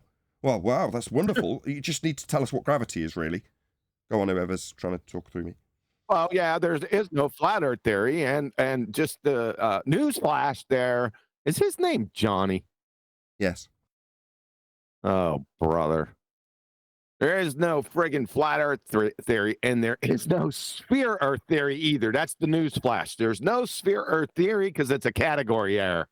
He just exposed himself again. He's true. You know, Johnny is here in the UK. What? It's a prophylactic. It's prophylactic. Thanks. Appreciate it. That's just on meanings of words, Nathan. In that Godzilla super chat, he said jiffy. It's not, this jiff is the peanut butter, but jiffy's a short moment in time. Yeah, but that's what he was punning about. There was a bit more. I'd have to look it up, but it is actually an SI unit. For physicists, a jiffy is how long light takes to travel a distance of 1 femtometer, which is a millionth of a millimeter. That is actually a unit of time now. A jiffy? No way, I did not know that. Did you know that, QE? Negative. I didn't know that. Wow. I feel dumber for knowing that now. Yeah, no. Yeah, that's a jiffy that has nuts. Well, that makes the little cliche in a jiffy make a lot more sense. It does. Not only does it lend more context to the super chat, it also lends more context to why the word jiffy would be used to denote a very short period, right? No, because I think the physicists followed the English Urban Dictionary. And I did a little search as well to see it comes from Hindi. So it's a jiffy is actually Hindi for that'll be quick, a very short amount of time. So I think it's an English adaptation of a colonial word that then is used in the English language, then gets adopted by physicists, just to give it a name. Also a franchise for oil changes. Okay, Banchoed. That doesn't need to happen. That shouldn't need to happen. What this is my fascination with the fact that there is lots of people, let's put it this way, a non-zero number of humans who think the world is flat. Yeah, I'm pretty sure we covered this already. No. Your belief in a globe is derived from measurements taken from a flat plane. But your focus is on the people who you're under the misapprehension believe it's flat. Yeah, there are people out there that don't know it's flat. Yeah, there's a lot of them. We're not that, though. So, respectfully, as an advanced heliocentrist, you are unaware that your globe faith, and mine, is based in elevation angle measurements taken from a flat plane. That's how you get your latitude and longitude lines to map them onto a sphere surface, to then project them out onto a tube, and then roll the tube out flat so that you can use it on the surface of Earth with elevation angle measurements taken from a flat plane like the models were made with. So, no, your fascination with people and their beliefs, the whole flat Earth notion's been orchestrated that way, with a feast of nonsense assertions given to the people who come across the subject to regurgitate for you to be fascinated with. However, I personally hope that the people behind me would label themselves accurately so as advanced heliocentrists. That is to say, we know more about the globe than you do, and are happy to declare it to you. You being the ignorant one who doesn't understand your own belief in a globe, where we understand the origins of the globe, and its flat plane. That's the origins. Okay? Hope we're clearing this up now. Who's got the belief and who's got the measurements? And they work really hard to prove it. I want to... No. Earth measured flat with elevation angle measurements taken to the stars used in navigation. Models of sphere utilising the concentric circles to Polaris taken with flat Earth angles. Those would be your latitude lines. Yet those then get mapped onto a sphere after being measured from a flat plane. So we're not trying to do anything. I haven't had to do anything. All of the citations that I've had in regards to this, I've not dug up. They've come from books that are written by heliocentrists, like us. We're just more advanced than you in our understandings of the globe. Yeah? Those books, also written by globe believers like yourself, assert how the measurements to Polaris off a flat plane are done. And how if you're navigating the sea, you will require a flat Earth to do it. Now, those aren't working hard. It's already there for us. I didn't have to do a damn thing. It was brilliant. Did someone want to add something? Oh, it's Adam sharing this that he shared with me on Skype. So yes, this is our Haynes manual for planet Earth. So we may have a rebranding of flat Earth debate. Not likely, but for the sake of this discussion. where we become the advanced heliocentrists, which is what we are.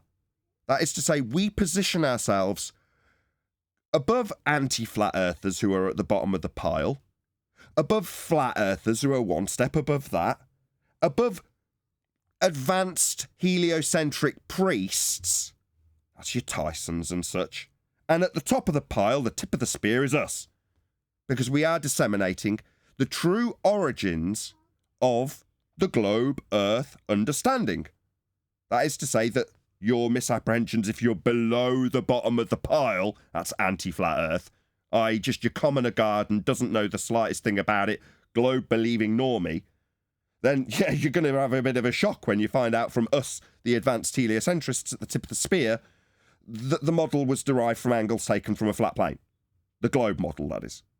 So, it's just our advanced understanding of how the globe works, and how people believe in it. I mean, it's funny to us that you think you're actually standing on that model that was derived from flat Earth angles, and when used to project it to the centre of a sphere with the core, or you in the middle of it, burning. I mean, it's ludicrous, but I mean, your understanding is that you're on the surface, which is silly, but that's okay. You're just a dumb heliocentrist, but you've come to the right place. We're here to educate you as advanced heliocentrists, Johnny Harris, and I would hope that my audience would support you in your algorithmic benefit of the anti-flat Earth movement when people do these searches that you highlighted for flat Earth and come across you, not me, the advanced heliocentrist who actually understands how these models and the geometry works when you have a belief in a sphere that's come from a flat Earth measurement. Understand what sorts of tools are being used to prove the world is flat. So here we go.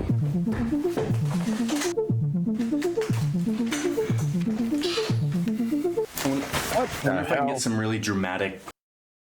What's your objection? Was it the music? Yeah, it's the damn beat again. It's stupid. What does it need? A banjo or something? What's the objection? What?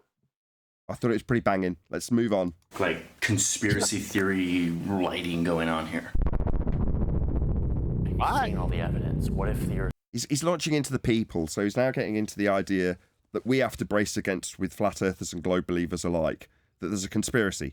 John braced against me earlier when I'm talking about the notion of softening people up with the heliocentric rhetoric to come in the future, and you can demonstrate how that's happened in the past, where notions of sphere travel out in space is put on the people, and Arthur C. Clarke came up and Kubrick came up, and then you have the moon landings. Well, that's no different now in terms of what we discussed in the pre-show with softening people up to the idea of parallel universes, string theory, all that garbage, right? Well, this guy's not talking about any of that. He's talking about the people and the conspiracy theory of the belief of flat Earth. Did he say conspiracy theory lighting? Maybe. 5 seconds. 5 seconds back. I can only go 10 seconds with my J button. Okay. Ready for the pumping beat? I wonder if I can get some really dramatic, like, conspiracy theory lighting going on here. Right. Yeah, he did. Yeah, he's talking about conspiracy theory lighting. I actually did train in lighting. I did terribly. I'm colourblind. I never told them. Anyway, I'd studied lighting at college.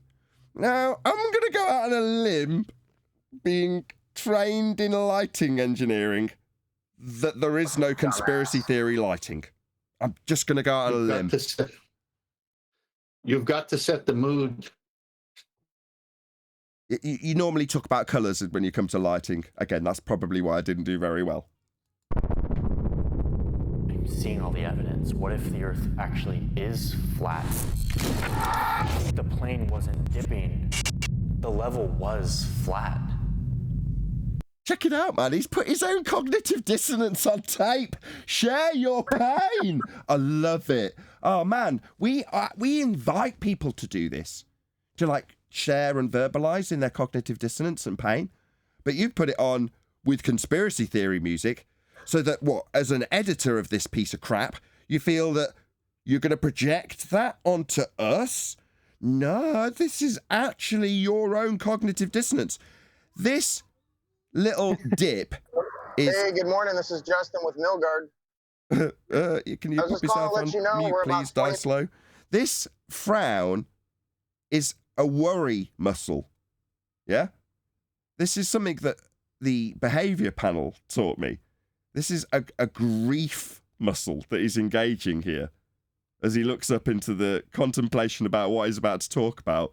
But he's edited it together like it's conspiracy requirements, and it was a different scene when he was talking about conspiracy lighting. So the way he's coped with his pain is to think about conspiracy theories as he contemplates his own cognitive dissonance about how he's wrong in his hypothesis, which it wasn't. Amazing. Okay, I'm kidding. Let's get into this. I've been in the weeds learning about the flat Earth experience, what people believe and why. Why didn't you learn about geometry and how Earth was measured? See, that would have been a lot more sensible if you were looking at flat Earth. I know we covered this a couple of weeks ago. To you, flat Earth doesn't even get contemplation of being about the ground. Yeah, it's beyond your comprehension to actually take the words in context and go flat, an aspect, Earth, the ground I'm standing on. So you're into the conspiracy theory and the people and the belief. Yeah, flat, an aspect, Earth, the ground you're standing on. Hello? Do you know how to read and comprehend English words? Because so far you've not covered flat Earth. You got up in a plane. Was that you on Earth? When you were in your plane, in the clouds? Was that you dealing with Earth?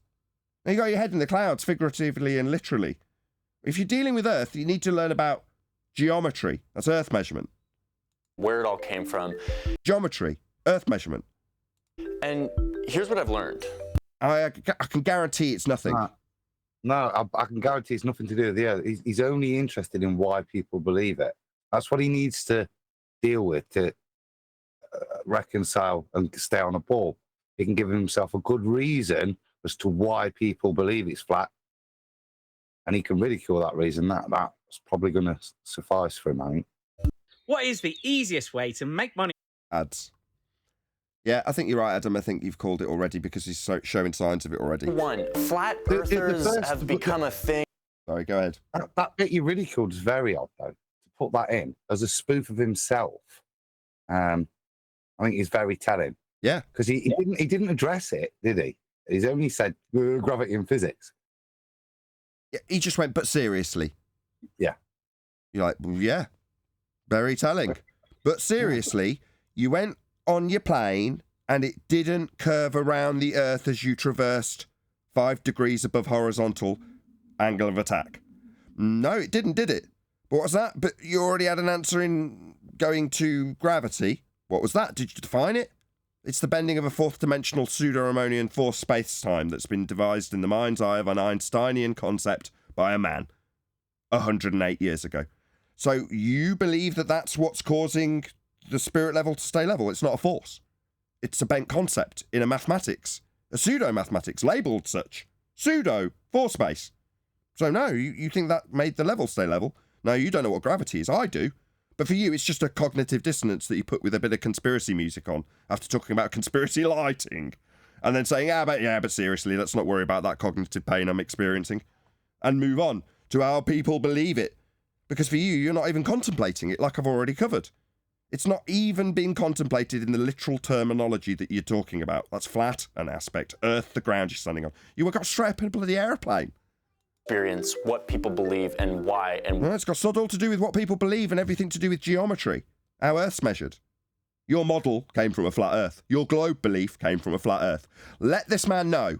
Nathan Oakley, 1980, sent me to let you know that the globe model came from a flat Earth. No, don't tell him that. You'll scare him. But let him know I sent you. You know, give him a like, help him in the algorithm where we don't get it. And hopefully he'll return the favour and put a link to my video if he was to respond, or any of the many videos that we've done that haven't got a response from any of these big YouTubers that can't back any of the words that they say when we respond to them. Now, some of the commenters have said to us, well, do you expect these massive YouTubers to respond to little old you? Yeah, damn well do. Why haven't any of them? Is it because I'm too small? Oh, you think they could quash me easily then, wouldn't you? With a really easy comeback. Maybe it'd be like Thunderfoot, one of the only people to have actually done that, where he came back at us with gas go down, go boom boom like bouncy balls. Yeah, he found out how humiliating it is to actually respond to us. Because then you're asserting that gas behaves like solid bonded bouncy balls, like a complete clown. None of these other dicks in the recent history of us covering their videos have responded to us. None of them. Now you can take that, why would they respond to little old me with only 25,000 subscribers just under? Yeah, you could take it that way. But wouldn't it be easy? I mean, they've covered the subject. We've responded. There's been dozens. Surely one of them's got the balls to actually respond to what we've said to them. None of them. That seems pretty telling to me. Where it all came from. And here's what I've learned. Number one, flat earthers have become a thing just in the past. Like flat earthers? Flat. An aspect. Earth. The ground you're standing on. Why is it that you have anthropomorphized flat earth into flat earthers? That's people.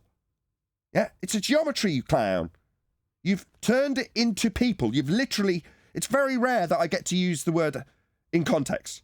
But the anthropomorphization of the ground we're standing on is this guy's cognitive disconnect between him not being able to actually process that the ground he's standing on isn't, as he automatically assumes, to be spherical. Even though I'm here to tell him, and hopefully you'll let him know, that your spherical belief came from measurements taken from a flat earth. Just the way us advanced heliocentrists understand it, my friend. He's also steeped in genetic fallacy. This is going to be a long genetic fallacy here. Explain again. I've forgotten what a genetic fallacy is, I've got to be honest. He's going to the sources of the subject rather than the actual argument. This is a historical fallacy. Because it's only been believed for the past 200 years. So argument to age fallacy. Is that what it is? Cool. Right. Okay, so it's a genetic fallacy. If I was to say Rowbotham was a drinker and a womanizer and a gambler, and is that a genetic fallacy? Yes. No? Yeah? And an ad hom. And an ad hom. Yeah, fine. Okay, but in terms of appealing to the information, it's like trying to ridicule Google. Right, it's as absurd as that, yeah? Good past couple hundred years. So by like 205 BC, you've got these really smart Greek people making experiments that are like observing a globe-shaped Earth. Okay. As an example, by what? He didn't show anything globe-shaped in any of the examples. We'll just watch them again, slowly. Good. Sorry, Adam, was that something you wanted to add? Yeah, I said good, because that's why I was just going to scroll back, but I'll... Yeah, we'll verify if it takes us all day. So by like 205 BC, you've got these really smart... That's not globe-shaped. What's this? Does that look like a globe to you? No, that's a flat mat. And Greek people. It looks like one of Mercatus, doesn't it? The dude at a table. But of course, that isn't 205. That's sort of 1500s, isn't it? A map like that. And we go to a Greek bloke with a table that's flat, and he's giving the OK sign to somebody in the crowd. Making another dude. This isn't a globe. Making experiments he's talking about as well. Again, misapprehension about what science is. Hasn't got a clue. Clueless when it comes to science, Johnny. Can you see the name of that bloke? Not at this distance. Doesn't look very ancient Greek, though. He looks more medieval, though, again, doesn't he? Experiments. This isn't a globe. Middle Ages. What is this? Adam, you'd probably recognise this. Okay, so in there, yeah, so what this is an ancient depiction of the stars, but what you'll see is the flat plane at the bottom in the centre, and then all the orbits of the moon. I can't remember the order they'll go in. The moon, Mercury, Venus, the sun. So what you see in here is how they perceive all of the luminaries orbit and in what size their orbits are. So from the center, the moon orbits closest, then Mercury, then Venus, then the sun, then Mars, Jupiter, Saturn, and then out to the outer rims. So it's just showing you the layout. And you can see on the outer circles, you've got the zodiac as well. So it's just showing you how they understood that the celestials moving above them. Look, it's in a circle above the plane, and then the sizes of the orbit. So they're showing that they're at different distances. But it's geocentric. Geocentric. Yeah, geocentric. It's flat and stationary also. Flat, stationary, geocentric. Yeah. Sorry, Johnny, did you not look up what these things were? Right, well, you were sat at the beach reading up about what flat earthers are. Yeah, but then when you flash up this, very quickly the advanced heliocentrists point out how you're showing flat earths and flat maps, and then black and white pictures of dudes. I mean, that's each to their own with that, but, you know, these aren't globes. That are like... What's this? Sideways, for a start. Anybody? What's this? Chakras. Distance of the sun and moon, that states. So I'd have to analyse it. I think that's what it's saying in Latin at the top.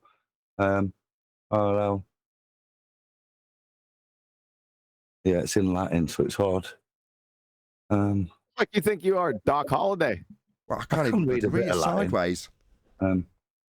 I don't see. I can see a flat plane in the middle here, but it's only saying the distance of the sun and Luna into it at the top. So I'm struggling to see. I'd have to read it. Maybe there is, maybe there isn't. You'd have to also see the dating of that. Like I said, it's in Latin, so it's still going to be a 500-600 years old. Nothing ancient relating to the 2,000 years ago he's talking about. Observing. Okay, one of these flashed past pretty quickly. I don't see any globes on these. If you read the language, so Habitant Forum, if the Earth were 4 square, the shadow would also be 4 square. So maybe this is making a point then that the shadow of the remember turbine hexagonal. Maybe it's making a point that the Earth is not a cube here. If you look... So the supposition that it's taking apart is if Earth was 4 square, and it's presumably in opposition to that assertion in this depiction, correct? Yeah. How does this have any bearing on a globe? What the hell has he put this up for? Yo, Johnny, did you just go to Google randomly? Is this what you got from Google randomly? Is that why it flashed up so quickly? I bet you never expected the advanced heliocentrists to be putting this under scrutiny when it flashed by really quick. I think you assume it's also working under the premise that the shadow, that the phases of the moon is caused by the shadow of an Earth from a radiating sun. This would also be geocentric, though, would it not? I can't see anything here, but if you look at it, if you look at what's happening, you've got the Earth between the sun and the moon. So that's all you can say there, isn't it? It's not presenting any. But the subtitles that are literally being spoken when the diagram's up is like observing a globe-shaped Earth. That's what it says. That's what he's saying. Well, I would say it doesn't appear to be a heliocentric description of what's being portrayed, even if it's discussing the nature of the Earth. If the assumption is that it's that's casting the shadow, you can see it's not a it's not a heliocentric representation that they've put this model into, is it? It's just, look, Earth's in the middle again. Is there anything else? Okay, now we're getting somewhere. Are we?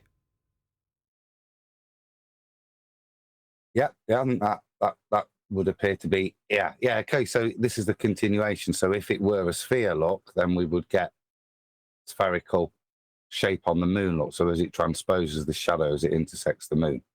So yeah, so it's a claim that the spherical Earth is causing the, if the Earth were a triangular form, yeah, that comes out. So this isn't this assuming orbit? 1 second. This scheme demonstrates if the Earth to be of a globular form, and associates, so it's as described. It's now suggesting that the sun shadow is what occults the moon.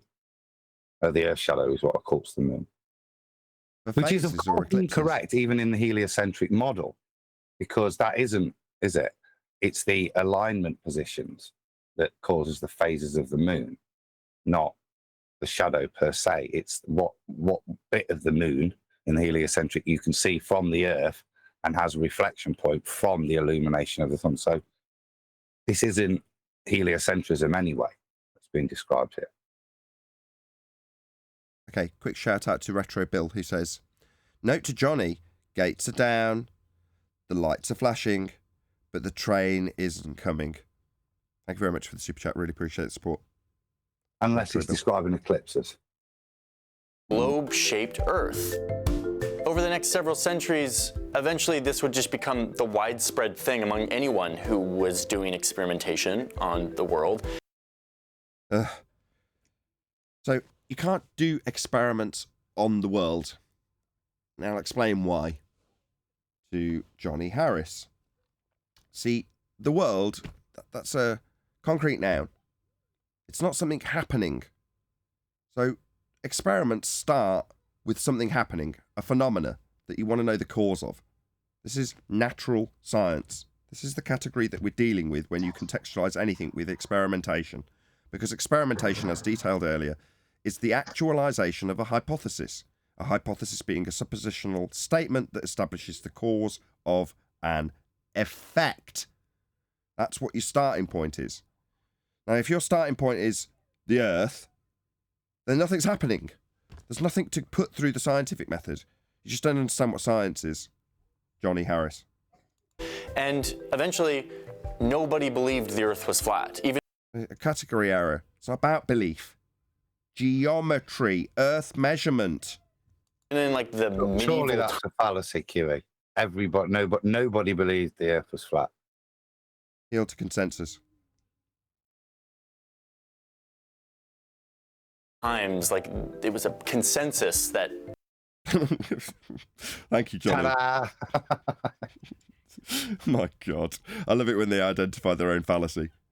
The Earth was a globe. So, in short, flat earthers weren't a thing during... So, your reality is based on how many people tell you what the world is. Yeah, that's unfortunate, because that is unfortunately the way the Western world works. Now, there may not be a hidden hand, but people roll around like sheep. The reason people call them sheep in the alt-truth conspiracy realm, whatever you want to call it, the reason they label you a sheep is because you will believe whatever the majority believes. If they tell you there's a gateway to hell or a parallel universe or strings of other realities, you'll believe it. So long as science tells it you. Because you haven't got a bloody clue what science is. So long as someone tells you, science says there's a door to another realm. Science says we can travel to that light in the sky. Science says the sky is a vacuum. You'll believe any of it. And so long as the most of the people believe it too, you're happy appealing to what people believe. And appealing to what people don't believe in this instance. Oh, people don't believe Earth's a sphere. Why would they believe anything different? Hello? Look at the subject. Yeah, again, this is a humanity problem. Most people, and they've learnt this, don't pay attention to the title on the book. The book's called Flat Earth. That's the book that you're looking at. But you've opened the book and decided to flick past the first 25 sections and go to the psychology of man section at the back. Because that for you is what this book's about, isn't it? The rest of it's irrelevant. And forget the title, because we're not talking about flat Earth. We're talking about flat earthers and their bloody beliefs. No. Earth measurement. Your globe belief came from flat Earth measurements. Yeah? Deal with it. He's not a psychologist. He's not a psychologist. He's actually an amateur sociologist with this nonsense. This is amateur night. Yes, Again. But I mean, they have to get us through psychology, right? They want to lock us up. They want to lock us up in the madhouse so that they can win again, because there's nothing else that they can do. That's why it's all ad hom, all whining, complaining about your policies of how you do your show. That's the only thing they have left. when you really push the flat earth evidence in their face. They can't handle it. So, of course, psychology. All the ballers are now really into psychology because that's the only way they could ever, on the long run, achieve some form of victory in some way. I've never heard any psychology. Well, no, they appeal to Sociology, our whatever, you know what I mean. personality, our wealth level, our social status, our education status. That's what they appeal to. That's what Arwen's saying. That's why he's saying they're all into their psychology. Why would you believe this is an extension of that, isn't it, Arwen? And I totally agree with you. Yes, because if a person is crazy, then they think it's okay to completely ignore whatever they say because they have an idea in their mind that they're crazy. And that's what they've done with us very early on. It's like, oh, you're a flat earther, you're crazy. So I'm going to put my fingers in my ears now and not hear the arguments you have. We're not going to hear it. Have you turned your gain right up? Because I said you were quiet yesterday. I think you have. You're clipping. I'm just really loud, I think. You're just clipping. That's what I know. Anyway. Oh, okay. Even though literally in elementary school, I was taught that Christopher... Okay. Appealed to his education. In education, he was told that it's a globe, so it's a globe. Right? Well, great discernment. For Columbus and like... Again? They appeal His to voyage priesthood, was- right? What you learn, what you were taught. Not figuring it out, not figuring out whether that's correct, but just going by what you're taught. And if you remember correctly what you were taught, then you're a good boy. You're a good boy. You don't have to think about it anymore. You were right because you remember what you were taught by the priest that told you what was real and not. I'm just Not told you how to figure it out, but just told you what it was. Sorry, I thought you were finished. I'm just going to put this on screen, and I want anybody who's done as I had suggested a few months back, a couple of times, and has populated the chat or the videos of the behaviour panel, right? This guy is engaging what they call a grief muscle in his forehead, right? Every so often, he's engaging this grief muscle. Now, if I hadn't watched the behaviour panel, I would have never noticed. But this is their pain. This guy's got it written all over his face. Those sun moon images, I've just done a reverse image search just to see whether they're referenced as 18th century. So not 2,000 years ago, but 250, 300. So they're at the point of the thrusting of the ball. You know, so this is the same time that celestial that the longitude latitude things competitions being set up, the formation of the ball in the institutions, the belief in the powers that be, that the way they're setting things up, that it is a ball. This doesn't reference ancient Greece in any way whatsoever. The only thing that he did cite, I have to concede, is, I say, 18th century. So for Columbus and like his voyage was somehow to prove that the earth was round or maybe it was flat, and that there was like some debate around that. That's actually a total legend, and I have no idea why I was taught that in elementary school. How did that happen? It wasn't, you dumbass. He was there to discover America, not that to... What the hell is he talking about? What school did he go to? Yeah, but he's also questioning why was he taught it in school. Like I keep saying, this is his cognitive pain. Really, this is a great video, right? This is Joan in the album. This is going to be. Oh, my bad, Owen. It's not being taught in school. What he's saying isn't taught in school. That's ridiculous. You're missing my point. Magellan supposedly. Thank you, Arwen. We got that the first time. Yeah? Yeah. My point is that he is like conspiracy cats with haunted house. He's spilling his guts here. This is great. You're not picking up what I'm putting down. Hopefully you will on the re-up when you listen back. You'll hear what I'm telling you. Actually, I'm genuinely curious. Like, how did that happen? The fact is, Christopher Columbus, the Catholic Church, the Spanish patrons, no one thought the earth was flat. But Really? So what about all the people who had geocentric models of flat planes? What about the celestial sphere off the equatorial plane? What are you babbling about? It's still utilised with a flat plane to this day.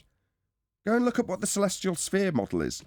What do you think that is? Do you think that's a globe wrapped around the flat plane that we're taking the angles from? It's used to this day. My God, this guy hasn't got a clue. You've come to the right place, though. And as I keep suggesting, in the vain hope that people will share my video should they respond, go and check this guy's video out. Tell him Nathan Oakley 980 sent you. Because he hasn't got the slightest idea what he's babbling about. So there's a link to his video in the chat, live stream chat. Just go and tell him. Tell him we've responded. Tell him that he hasn't got the slightest clue. But be nice. You don't want to get your comment deleted. You don't want to scare him off. You know, the amateur heliocentrists. Yeah, and somebody asked him what school he went to that he was taught that, because no school in the world teaches that Columbus was out to prove the Earth is a ball. That's not part of the historical fabrication of his story. It's nonsense. Yeah, but it's part of the lyrics of a song, isn't it? Is it? Yeah, Really? I think it's an intro to maybe Third Rock from the Sun or something like that. Oh, you mean from the Big Bang Theory or something? Something like that.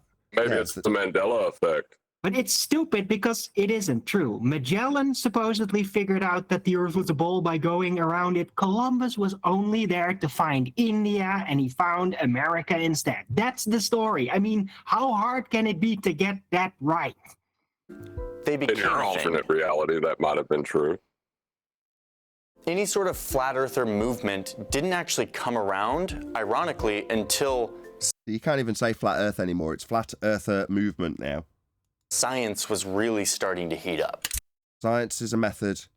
It can't gain or lose temperature. Ugh. It's entropy, Nathan. Science entropy. Yeah, entropy, if you're talking about things heating up and cooling down, fine, yeah, no worries. But he's saying science is heating up. Yeah, no, the bullshit stories about heliocentrism are about to heat up, about the time of the references that Adam's dug up. So he's gone and had a little look at it on the fly, because that's how amazing Adam is.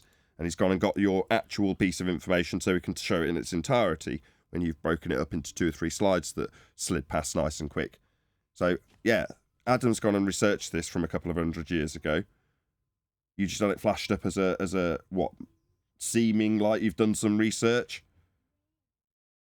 Yeah, it's a bloke called Johannes Buno. It's a woodcut that's sold as art.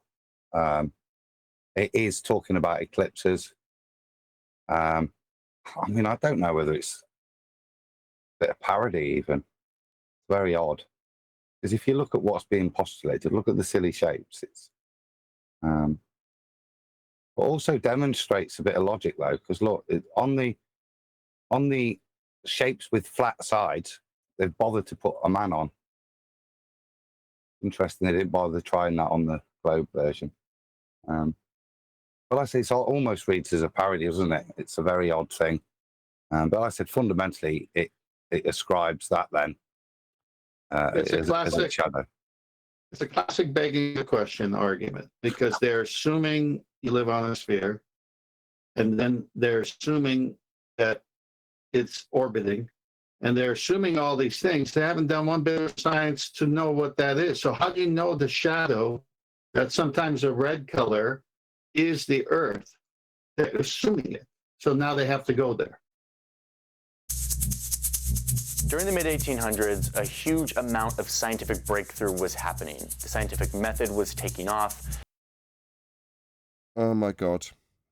The scientific method was a scientific breakthrough? Or is it science? No, he's now put himself in the awkward position because he's specifically detailed it as the scientific method, where the standards for him it's not just, okay, well, he's just a dumbo. He doesn't know that when he's talking about science, he's actually talking about this method of science called the scientific method. But there it is on screen with his dumbass face. And huge break. No grief muscle at the moment, you notice, right? He's not stressed about this bit. Breakthroughs in biology, physics. Science is very soothing, Nathan. Science is very soothing, very calming. It's a science, oh. Right? So it's relaxing to him. Right, but he says physics, but then he says anatomy. Yeah, anatomy isn't science. Yeah, the study of anatomy isn't establishing cause and effect. Yeah, it's a study of anatomy. But he's bundling all this stuff together. Now, biology has got science being adhered to. But you're starting to bundle stuff into science that isn't... Parts of it. Say again? Parts of it. parts of biology and chemistry, not all of it. Yeah, parts of. Did I not say that? That's what I meant. Anatomy and mathematics. Not mathematics, because mathematics is mathematics. Yeah, you're bundling all this stuff together. Physics, right? That's the overarching umbrella for science.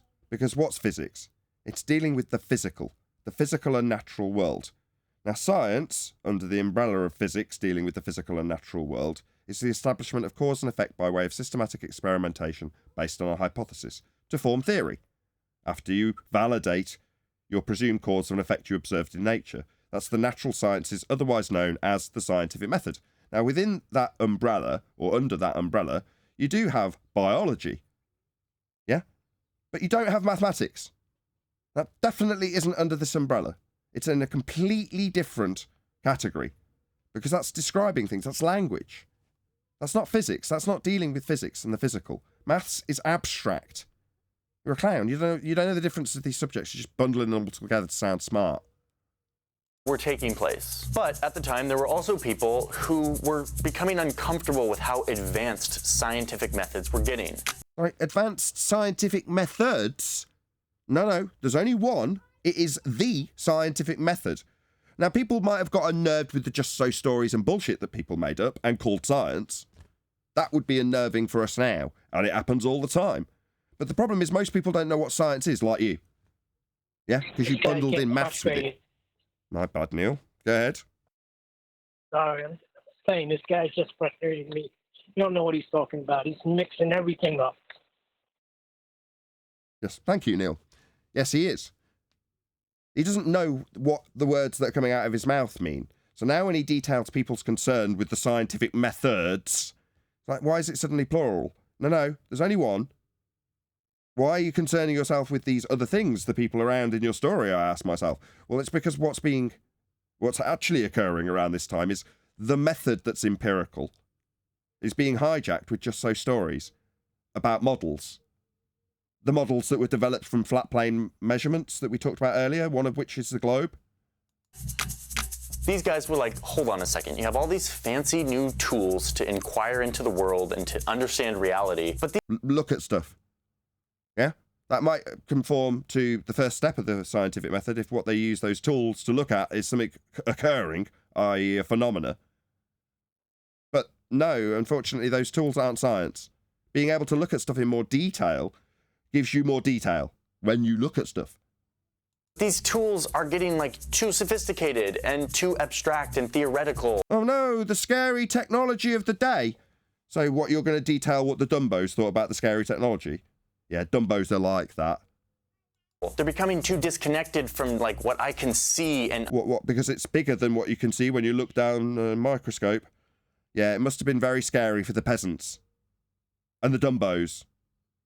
Understand and touch and feel. They wanted to bring science back to what it had been for a really long time, which is that like a person goes out...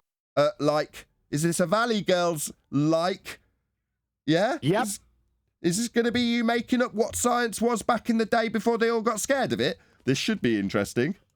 Uses simple tools like a telescope. Oh, really? Science used to be looking through a telescope? So it's the scary world of the big and I can't put my fingers on it.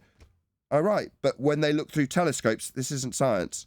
Could they put their hands on it when they put their eyes to the telescope and looked at the lights? Were they putting their hands on it? Now, that's got a word attached to it. I mean, English isn't your best forte, Johnny. It's called tangibility. Tangible? Were they tangible, those lights they looked at through the telescopes that you think were science? No, science back in the day, Johnny Harris, wasn't looking at lights in the sky with a telescope. Definitely not.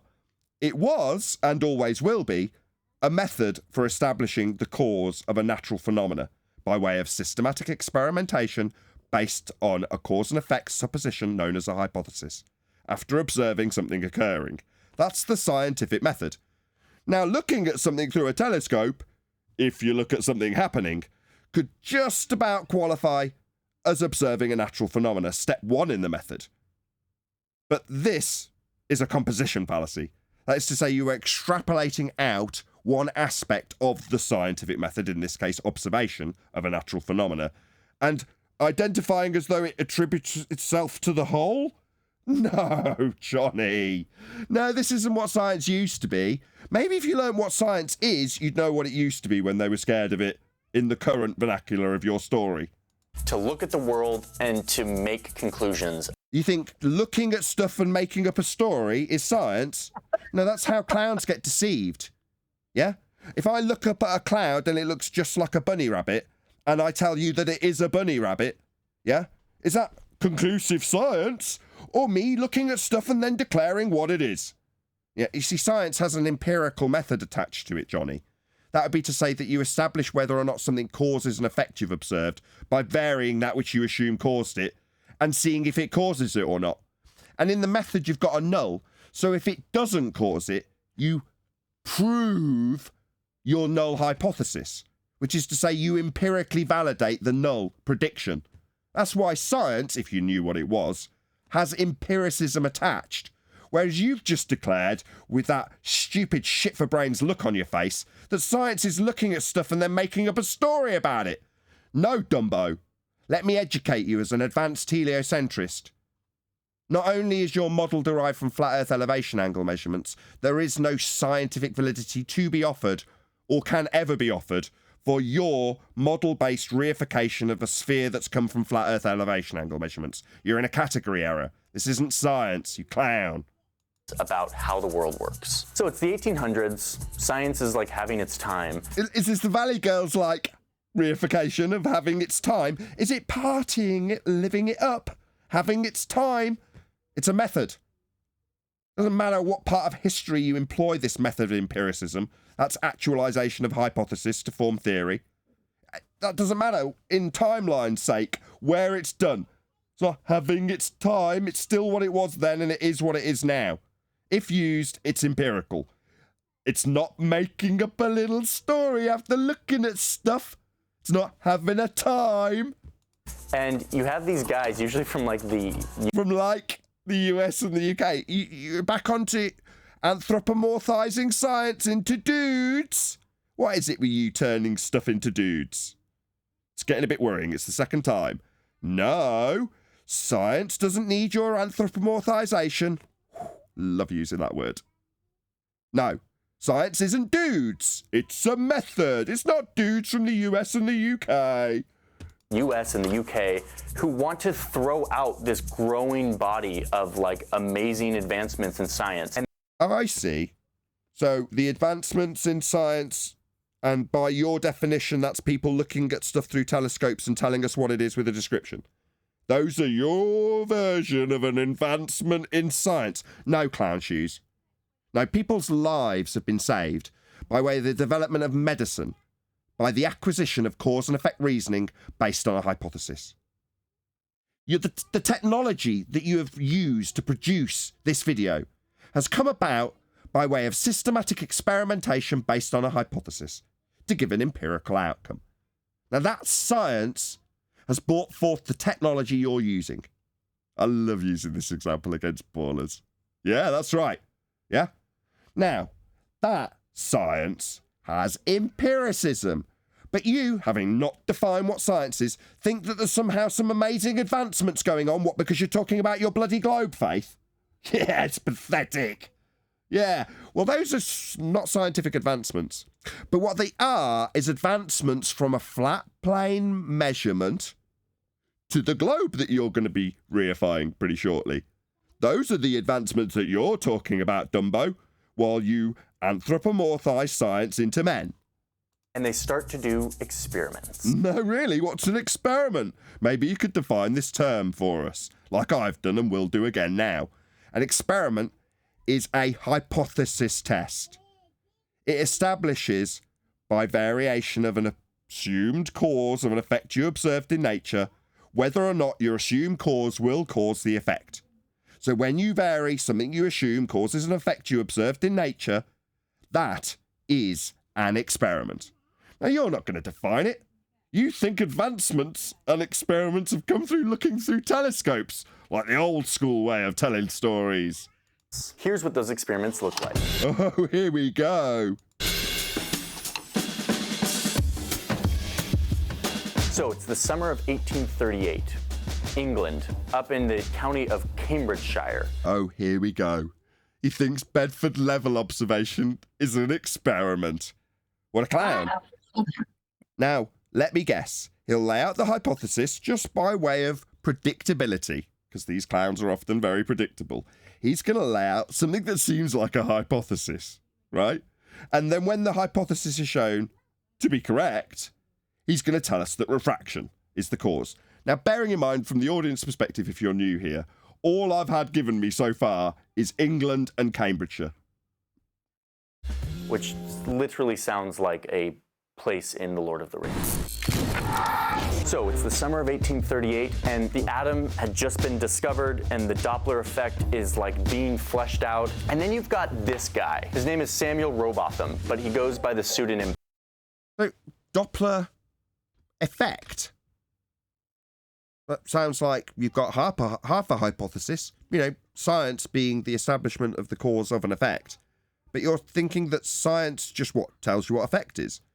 You know, any clown can go and see something happening and describe it like an effect. You know, the real majesty of science is establishing the cause. But idiots will assume that when they get a just so story or a description of something happening, that somehow there's some science going on.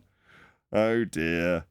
Parallax, which is actually a pretty dope name. Like, if I were a DJ, I would totally go with, like, Parallax. Anyway, Parallax decides, even though all this science is happening... Do you think he knows why he's called Parallax? I was going to say, he wouldn't have the guts to mention it, would he? Yeah, he doesn't know. As far as this dude's concerned, Parallax is just a cool DJ name. Does he even know what the word means? Why would he call himself that? Why would that be is it pseudonym? Is that what you call it? Yes. Yeah, why would he go by that pseudonym? Yeah? What does it mean? Maybe you should have asked yourself. No, clearly not. Surface level. Scratch the surface. And what's the surface got to offer? Well, just a cool sounding word that you could go by if you were a DJ. He thinks it's time to reopen up the debate about... It's not a debate. Already been measured. Your model came from elevation angle measurements taken from a flat Earth. It's not a debate. His model that doesn't exist. Say again? The model that doesn't exist. You want to put that to him as a question, just in case, heaven forbid, he should respond with a link to my video. I don't think he mentioned model just yet. I may have missed that because I was getting up and taking care of some stuff. But if he's mentioned model, there is no globe Earth model. Now, they state that there is one, but we've been asking for about 7 years to see one, and it hasn't been forthcoming. About whether or not the Earth is a globe, which was like literally settled thousands of years earlier. By your examples that were a couple of 100 years old? As evidenced by what? Go on, Adam. Sorry, no, it was me. I said argument to age fallacy. He didn't demonstrate shit. He just showed a couple diagrams from antiquity he didn't know the meaning of. This is surface level puke, like you said, from amateur night. This guy's a clown. Unsolicited, by the way. He just, this is all unsolicited. He just come out to show his clown shoes. Thanks. Right, it's 136 people watching, so I'm going to shameless plug. Please share the show. Smash the share button. Let the world know what we are doing here. So far, we've done dozens of responses to people just like this, and not one of them has had the balls to actually make a response video. So, the reason I keep saying, here's his link, I'm putting it in the live stream chat, is because I want him to reciprocate. I want him to do the same. I want him to respond. Now, obviously, I can only do that for every single one that I make a video about. And if the response from the Globers, as it has been, is, why would somebody so massive care about you absolutely annihilating their claims and taking them apart at a fundamental level? Well, I don't know why somebody who, if I was wrong, could easily quash me, why they wouldn't respond. Yeah, it's because they can't. And I'm going to keep asserting that. And when people get these little tramp stamps from me that say Nathan Oakley 1980 sent me, let that tramp stamp be what it is. A message to these people that we've absolutely annihilated their stupid surface level puke, as QE described it, which is what it is. But he's like, no. As Good.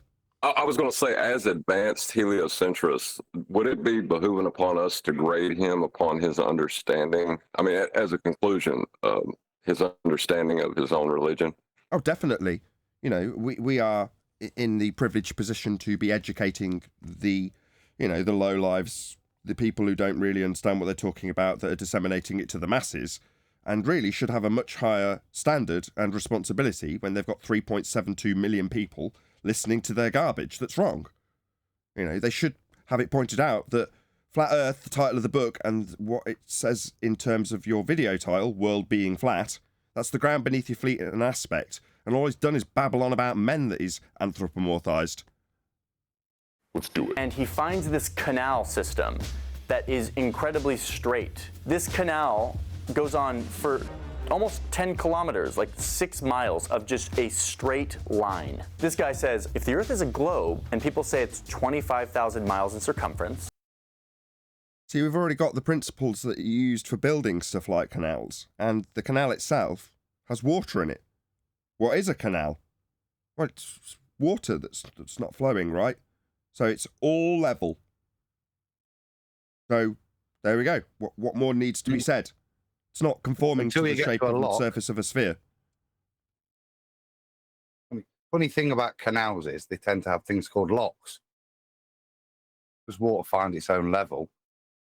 Sometimes you have to create a new level with a lock based on the premise. Yeah, there's no curve in there, is there? Right, but he's talking about why people think the world is flat, and he's talking about what he thinks is an experiment that starts with the premise of Earth being a sphere. So, I mean, I don't know about you, we've covered Bedford Level on one of the other videos. I don't know if we should cover it again in this, because we've already put all of our arguments on one of the previous videos. Cover it. Cover it. If I look at a straight line, after the first mile, the curvature of the Earth would mean that the canal would now be 8 inches lower. After 2 miles, it would be 32 inches lower. See, the problem here, Johnny, is that somehow, being a surface dweller in terms of your research ability, you've failed to recognise that what you're drawing in diagrammatical form is the side of our own head as the observer being on the left and the target being on the right. So we are side on to the canal with a physical geometric limitation to our view in the form of what? 10,000 miles of a sphere in this depiction? Right, okay.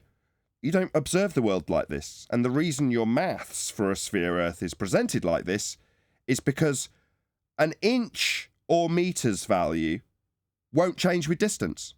Whereas in reality, if this was representative of a view that we actually saw through a telescope, like the old school science, you know what science is, but looking through telescopes, we don't see a side profile of a canal. We don't see the side of Earth curve. And we don't see the side of our own head, which would be depictable here on the left. Well, let's bring it back to the airplane. Right? Look, he's got his little 8 inches, number one. What's number one mean? 1 mile? I suppose. Number two, this guy's a friggin' knucklehead. So put that drawing back up. The plane would take off, and then you'd get dropped. Right? Remember that, Johnny.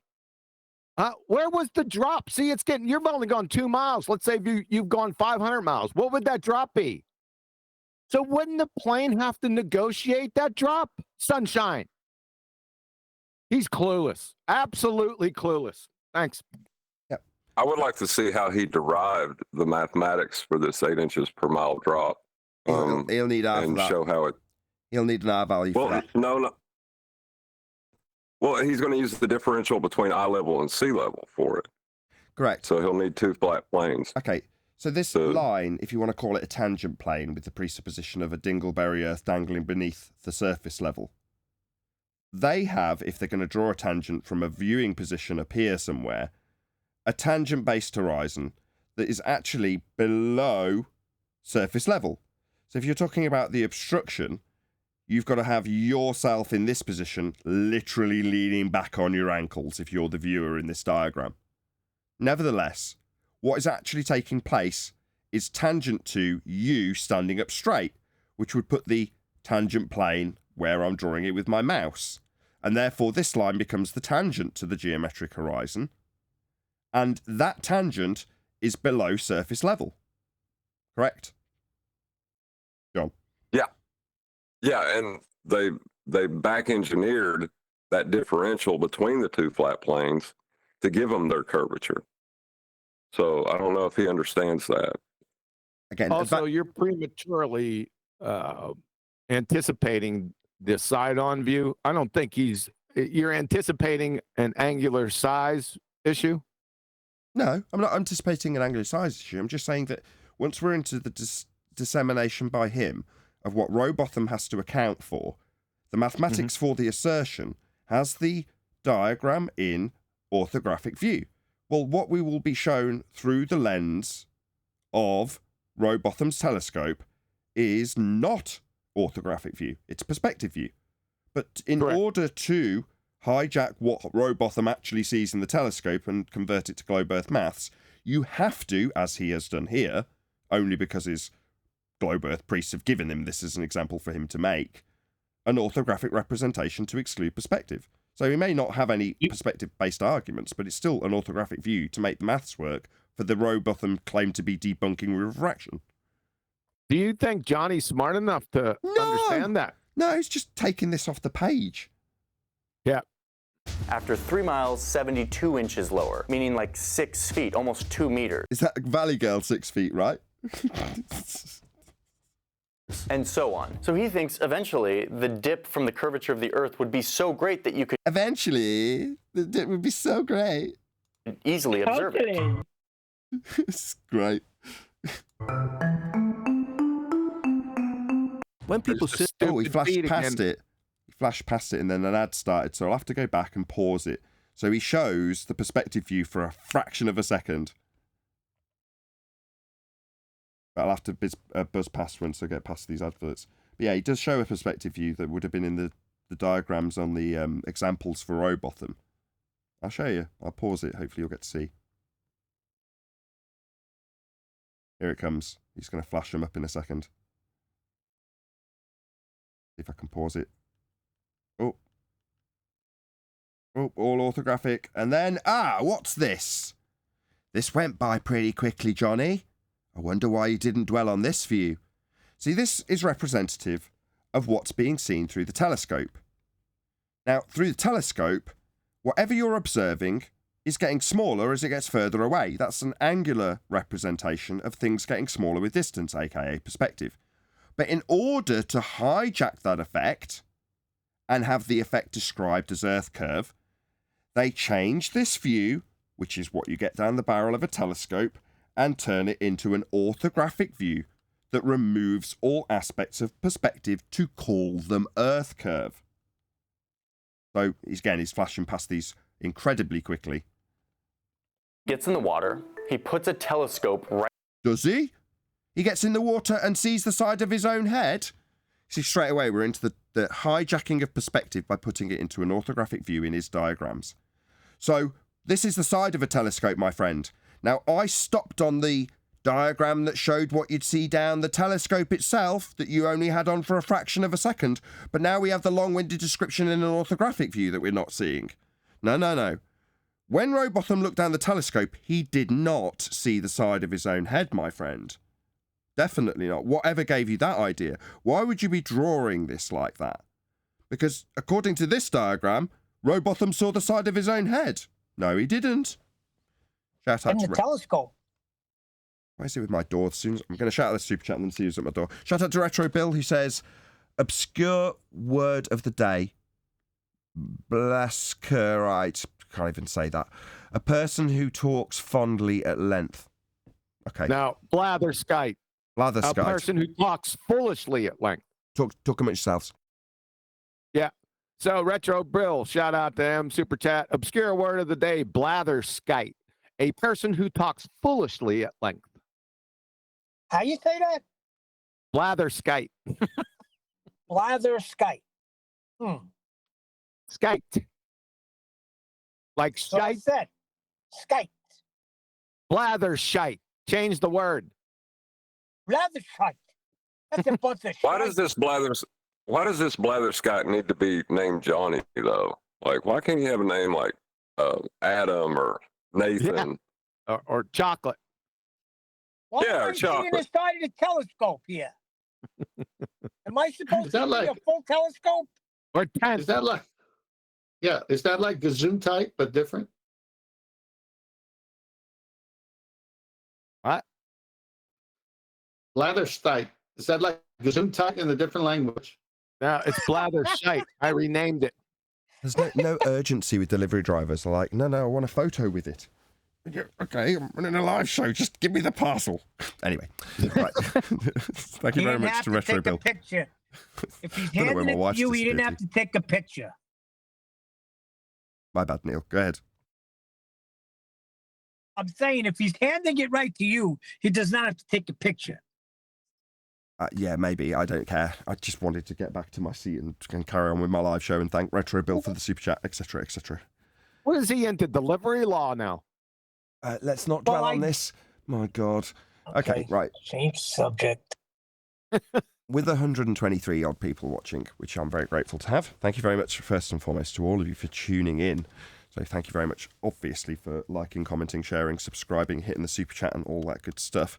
But I'm going to ask you, if you are watching this on either Nathan Oakley 1980 or Nathan Oakley premiering streams, then stay tuned as there will be an after show to follow. Is my camera working? Yes, it is. That's it. I've been Nathan Oakley. Stay tuned if you're watching on an after show, and I'll see you all in the next video.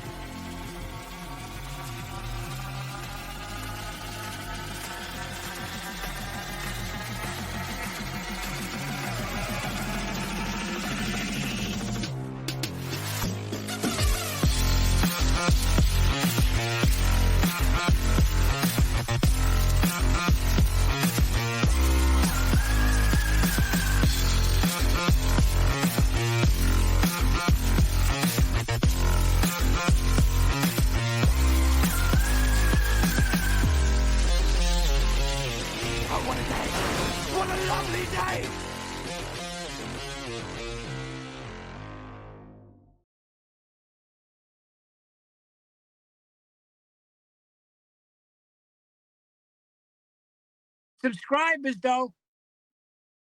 I think that the most brilliant thing he said was that during the history of science, at some point the scientific method was born. Yeah, that was like, are you hearing what you're saying right now? Nope. They definitely don't. We'll carry on with that tomorrow, I think, because we're literally only halfway through. What minute mark are you on? 9 minutes, 16 seconds. Okay. Wow, So 2 hours. Wait a second. That it's a video is Thursday. only 9 minutes?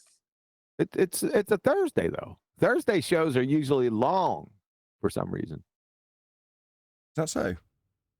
Yeah. Oh, it's always good to book the trend. With that, I'm going to say another huge, massive, enormous thank you to both Discord and G+ Panels for making today's after show possible. And of course, a massive thank you to all of you in either Nathan Oakley 1980 or Nathan Oakley premiering streams. Hopefully smashing the super chat, liking, commenting, sharing, subscribing, joining as a member, and all that good stuff. I've been Nathan Oakley once again. I'll see you all in the next video.